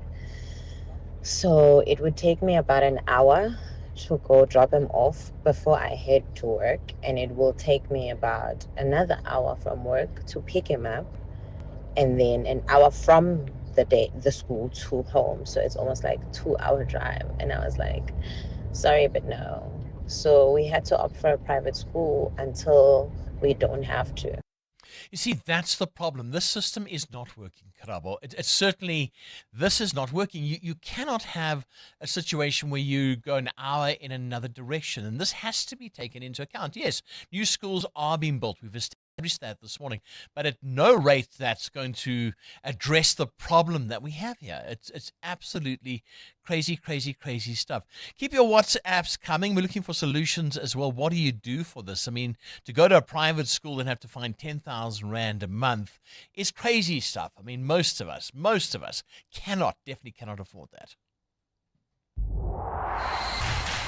EWN Sport. Right, so Cindy, we've been talking about things to watch on the TV because some channels are disappearing at the end of the month. But sport, there's always something to watch, including the Nedbank Golf. Absolutely, and I must be honest and say that if it wasn't for sport, I know, right? Well, that's the thing. I wouldn't subscribe, and it's just literally what keeps me there, because I've always said sport is the ultimate reality TV. You can't Google the end of anything. It's so exciting to watch, and it's real, and it's live, and it's exciting. And that's the Nedbank Golf Challenge at the moment, because if you're watching yesterday, Christopher Rayton just was unbelievable. The Norwegian shooting 10 birdies on his way to an opening 9 under 63. So he leads by 3 going into the second round today at Sun City. No, it was a brilliant day. Very, very happy the way I played. Yeah, off the tee and towards the greens, I was happy. A couple of wedge shots that were really good, so that was nice to see, and was rolling the putter well. So it was a great start, and I'm very, very pleased. The highest South Africans are Norris and Higo, both 5 off the pace. Bafana will know tonight who they'll battle in the group stage at the 2026 FIFA World Cup. The draw takes place at 7 p.m. tonight. Orlando Pirates are favourites to win tomorrow's Carling Knockout Cup final against Maruma Gallants. Pirates coach Abdeslam Wadu. This competition is very, very important for us. And now we are fully focused in this target to achieve this important moment for the club, important moment for the players, because it will be the second final. Like you know, all the finals are very important for all the teams. In the Premier League, Man United missed the chance to go top 5 after West Ham scored late for a 1-1 draw. Tomorrow, Villa host Arsenal, City away at Sunderland, Chelsea's playing Bournemouth. In cricket, the Proteas women are taking on Ireland in the first of 3 T20s from 2 o'clock this afternoon. Captain Laura Wolfart. It's going to be a very competitive series. I think, like I said before, they have some really good quality cricketers who have played a lot of cricket all around the world. I think our plans are going to have to be spot on for a lot of them. From the footage that I've watched, it looks like they're playing some really fearless cricket. Taking on the bowlers, playing a lot of different shots. Might be hard to set fields to a few of them. It's going to be a really competitive series, and we're going to have to do our prep pretty well to play against them. In live action, the second Ashes Test, Australia 134 at sea on day 2, applied to England's 334. Root was unbeaten on 138. Stark took 6 wickets. In Christchurch, the West Indies 212 for 4 at stumps on day 4. They're chasing a target of 531 to beat New Zealand. Springbok Eben Etzebeth is banned for 12 weeks for intentional eye gouging in the Wales game. He's out until April. He's out for 12 games rather than not 12 weeks. The Blitzboks are in Cape Town this weekend in the toughest group game. They have to get past New Zealand, Fiji and Great Britain. And the Formula One Championship is Lando Norris's to lose this weekend, going into the last race of the season in Abu Dhabi on Sunday. Norris just has to finish on the podium and the title is his. However, Verstappen can take it if he wins the race and Norris is not on the podium. Cindy Paluta, Eyewitness News Sport. EWN Traffic. Thank you, Cindy. Coming up to 16 minutes to 9 o'clock. Don't forget, a new project by Josie My Josie. We'll be talking about that shortly. It's called Play Cafe. But not playing in the traffic, we hope. Karabo, what's happening at the moment? Well, at this stage, I must say, not looking too bad at all. No serious accidents have been reported, but we still have the morning peak hour delays. If you're in the Midrand area, expect some delays. This is on Allendale Road between Zierfontein and Old Pretoria Road. We still have also those roadworks in the Calvin Alex area. This is causing delays heading towards Midrand N3 North between London Road and the Clue Interchange. There's also bumper-to-bumper traffic in Benoni. This is on Rangeview Road between Dube and Tom Jones. And heading into the Pretoria CBD, there's expect some delays in Hermanstad on Eskiam Patlele between the R80 and Wormhagen. If you come across any other traffic issues, please WhatsApp us on 072-702-1702. There's more EWN on air, online, and on the EWN app. Sunday. A day to exhale. To breathe in the melody. Melody. Unwind with Soulful Sundays on 702. Kenny Maestri starts your day with smooth R&B and timeless classics from 10 a.m. At 2 p.m., Pushaza Sibia keeps the good vibes flowing with rich, soulful sounds. And as the night sets in, let Nothemba Madumo take you on a journey with jazz and beyond from 5 to 7 p.m. Soulful Sundays. Relax, unwind, and let the music move you. Only on 702. 702. Let's walk the talk. It's amazing what Help can do. Help can take you from smart money moves to smart gadgets and household must-haves. With an FNB Premier Credit or Fusion card, get up to 40% back in e-bucks on devices and appliances. Open any FNB Premier account today, celebrating 25 years of helping you live the Premier life. FNB, help changes everything. TC's earn rules apply while stocks last. FNB, a division of First Rand Bank Limited, an authorized financial services and credit provider. Hi, this is Anlia Itzebet, Hollywood Bet's brand ambassador. A reminder that you can still shoot for the stars while playing responsibly. If you or someone you know needs help, call the South African Responsible Gambling toll-free counseling line on 0800 006 008 or WhatsApp help to 076 675 0710. Hollywood Sportsbook is a licensed betting operator. Hollywood Bet supports responsible gambling. No persons under the age of 18 years are permitted to gamble. Winners know when to stop. The pain of losing a loved one is never easy. It will leave you feeling overwhelmed. At Clientele, we understand that burying loved ones with dignity truly matters. Our funeral plans pay out cash within just 24 hours, and you receive 200 Rand airtime when you claim to make those important calls. Plus, we cover up to 13 people on one plan. SMS funeral to 31586. That's 31586. Clientele Life is an authorized FSP and licensed life insurer. T's and C's online. Standard rates apply. Coming up on the Clement Manyatela Show on 702. Well, it's not Clement Manyatela. In studio today, Thabo Sholi Mashao. Thabo, it's been a minute. What do you have coming up today? Good morning to Ray and good morning to the 702 Landers. It has been a minute, and you're right. And I've been listening to the great show that you've been hosting. We were just talking earlier on that it's that time of the year where fatigue kicks in and the body's starting to complain, to say, hey, just take a chill pill. Yeah. But we keep going. Ray, today we'll start. Let me start first with the open line. In 5 days' time from now in Australia, it's going to be illegal for 16-year-olds and those under to use social media. On the open line, I'd like us to reflect on that. Does South Africa need such a law? And this, according to the Prime Minister and other leaders in Australia, will free the time of teenagers, 16 years old and below, to focus on reading, walking the dog, spending time with the family, playing guitar, learning to play an instrument, and so on. Do you remember the days? And I know security is a bit of a problem now, and people will say, yes, Ray, but look at crime. Yeah. But do you remember the days of getting on your bike with your friends and leaving home at 8 o'clock in the morning, and your mother would round you up at about 7 in the evening saying, supper time, come now. We need those days back. I know. I mean, we just disappeared during the holiday. Come back late at night, well, not too late, at about 7 o'clock, you come Oh. in, you're tired, you are dirty, and you're going to get some spanking for disappearing. But those were the days. We want those days back. I want my children back. I don't want Yeah. to, good morning, how are you? Oh, Yeah. fine, Dad. And like, I'm busy with this, Dad. Yes, with an iPad. Get off your phone, man. Yeah, so we'll talk about that legislation in Australia and on across the desk between 10 and 11. We will also be looking at councillors. What is the role of councillors? Next year we'll be going to elections, or early 2027, as you might have determined. So what is the role of a councillor, ward councillor? And what do they do really when they wake up in the morning after taking a bath, going to work? And who's your councillor? Do you hold them accountable? Are you in the community WhatsApp group? And then we'll chat all about that. And Also, what sort of power do they have? Yes, Because yes. if I go and complain to my ward councillor, they then do what? Exactly. What do they exactly. do? A very important point that we raised during that time. Then a relationship focus, and today we're going through advice from long married couples who are also happy. Does that exist? Well, let's find out between 11 It does exist. It does. You know, my wife and I, we've only been married for 4 years in Jan. Yeah. But we've been together for 24 years. Really? Exactly. What? It exists. There we go. I'll put We it look out forward for you. to it. Here we go. That's Thabo Mashao in for Clement today. That's the Clement Manyatelo Show. And that's between 9 and 12. I never miss it. You want to build a quality home, the eye-catching jewel of the town, but your personality type is bargain hunter.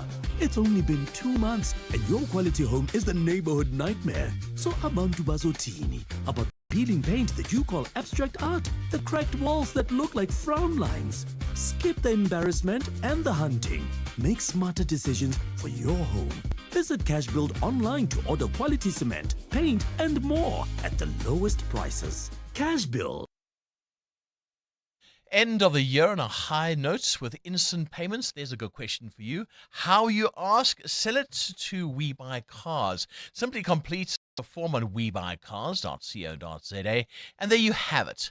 A great offer within minutes, ready to take it further, sealing the deal with your dream ride. We'll explore over 12,000 vehicles on webuycars.co.za.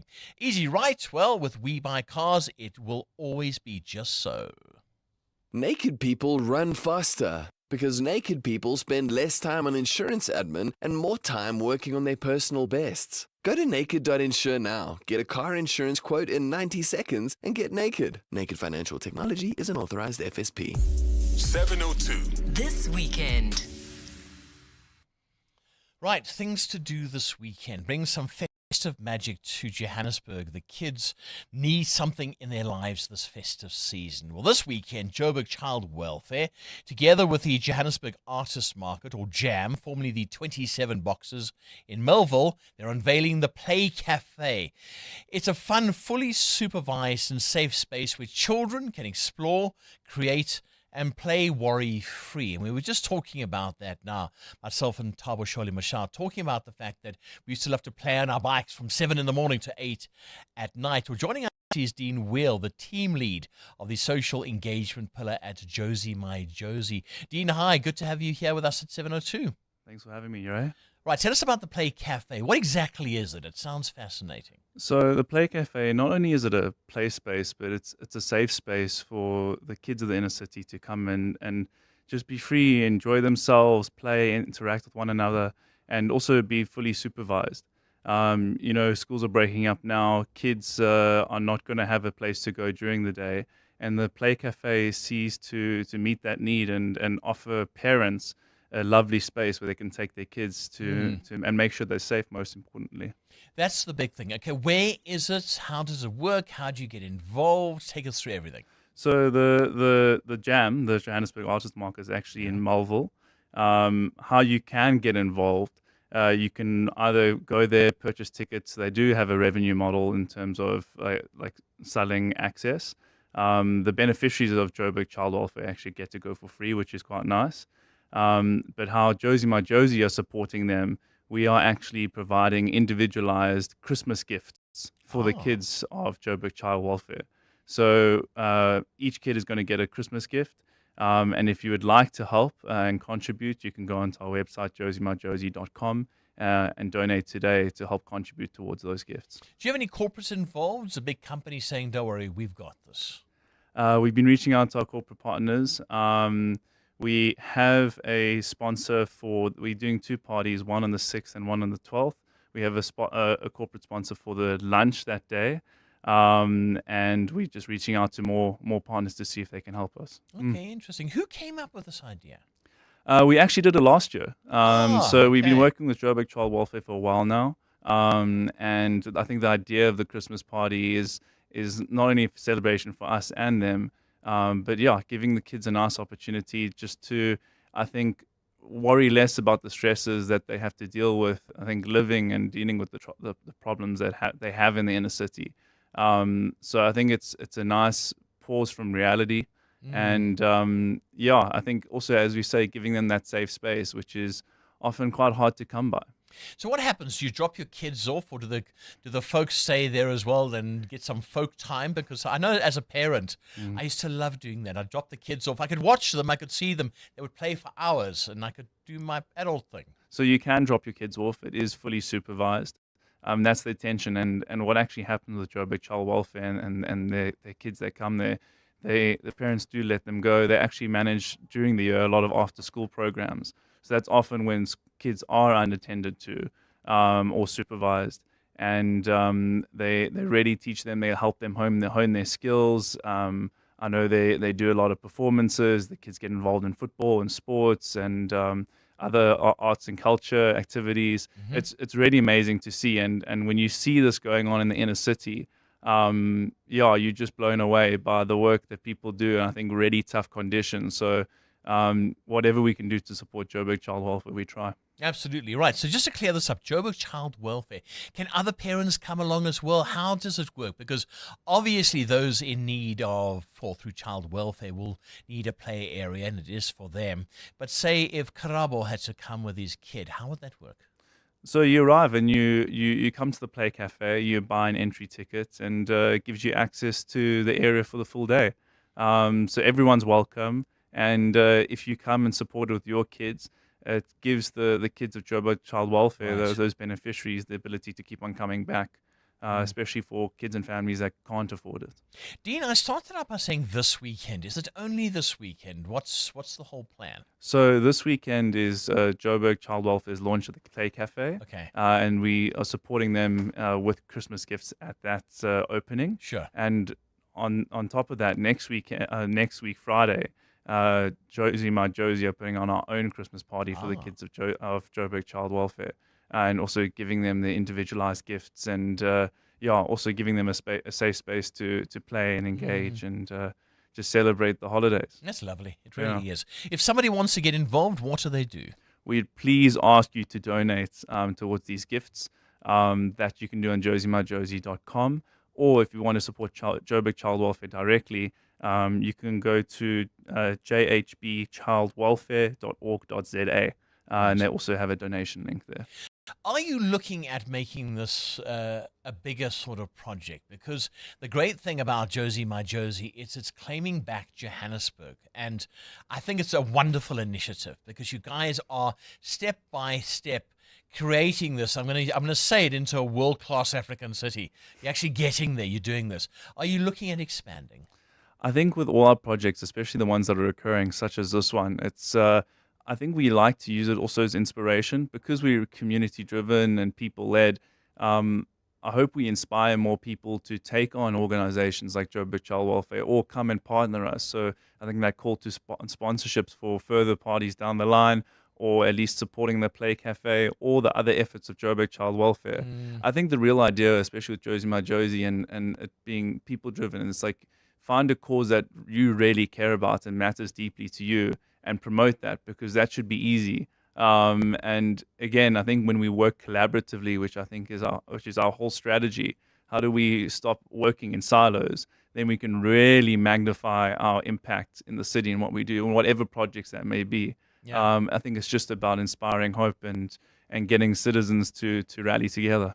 Because that is the structure of Jersey My Jersey. It's not just one person or one organization. It's kind of like a map of many organizations getting together. And you guys are just getting bigger and bigger and bigger. Yeah, it's been amazing seeing the growth this year, especially. I mean, we're wrapping up our year now, and we're all looking at each other like, wow, next year's going to be massive. And I just feel like that momentum will keep on building. Yeah. And again, I think it's just about inspiring citizens to see what's possible in the city when we work together. That's the main point. And it's, we can be an army of many.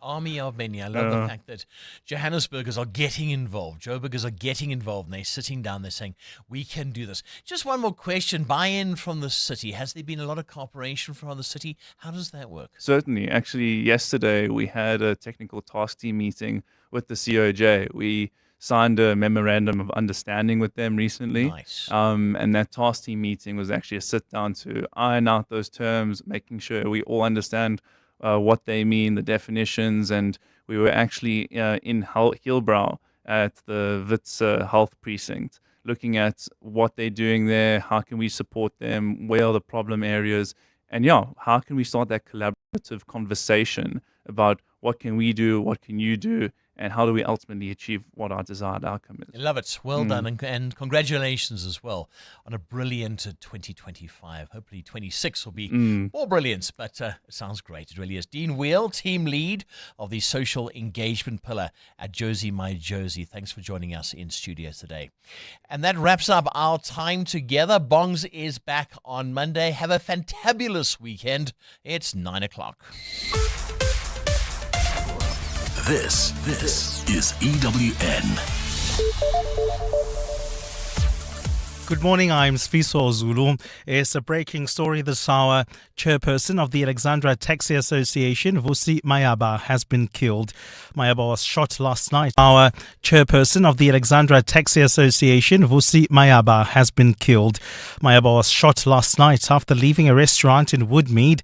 His death comes a few days after two taxi owners from the same association were killed in a drive-by shooting in Midrand. Johannesburg MMC for Transport, Kenny Gunene, says his department is concerned about the ongoing violence in the taxi industry. The Free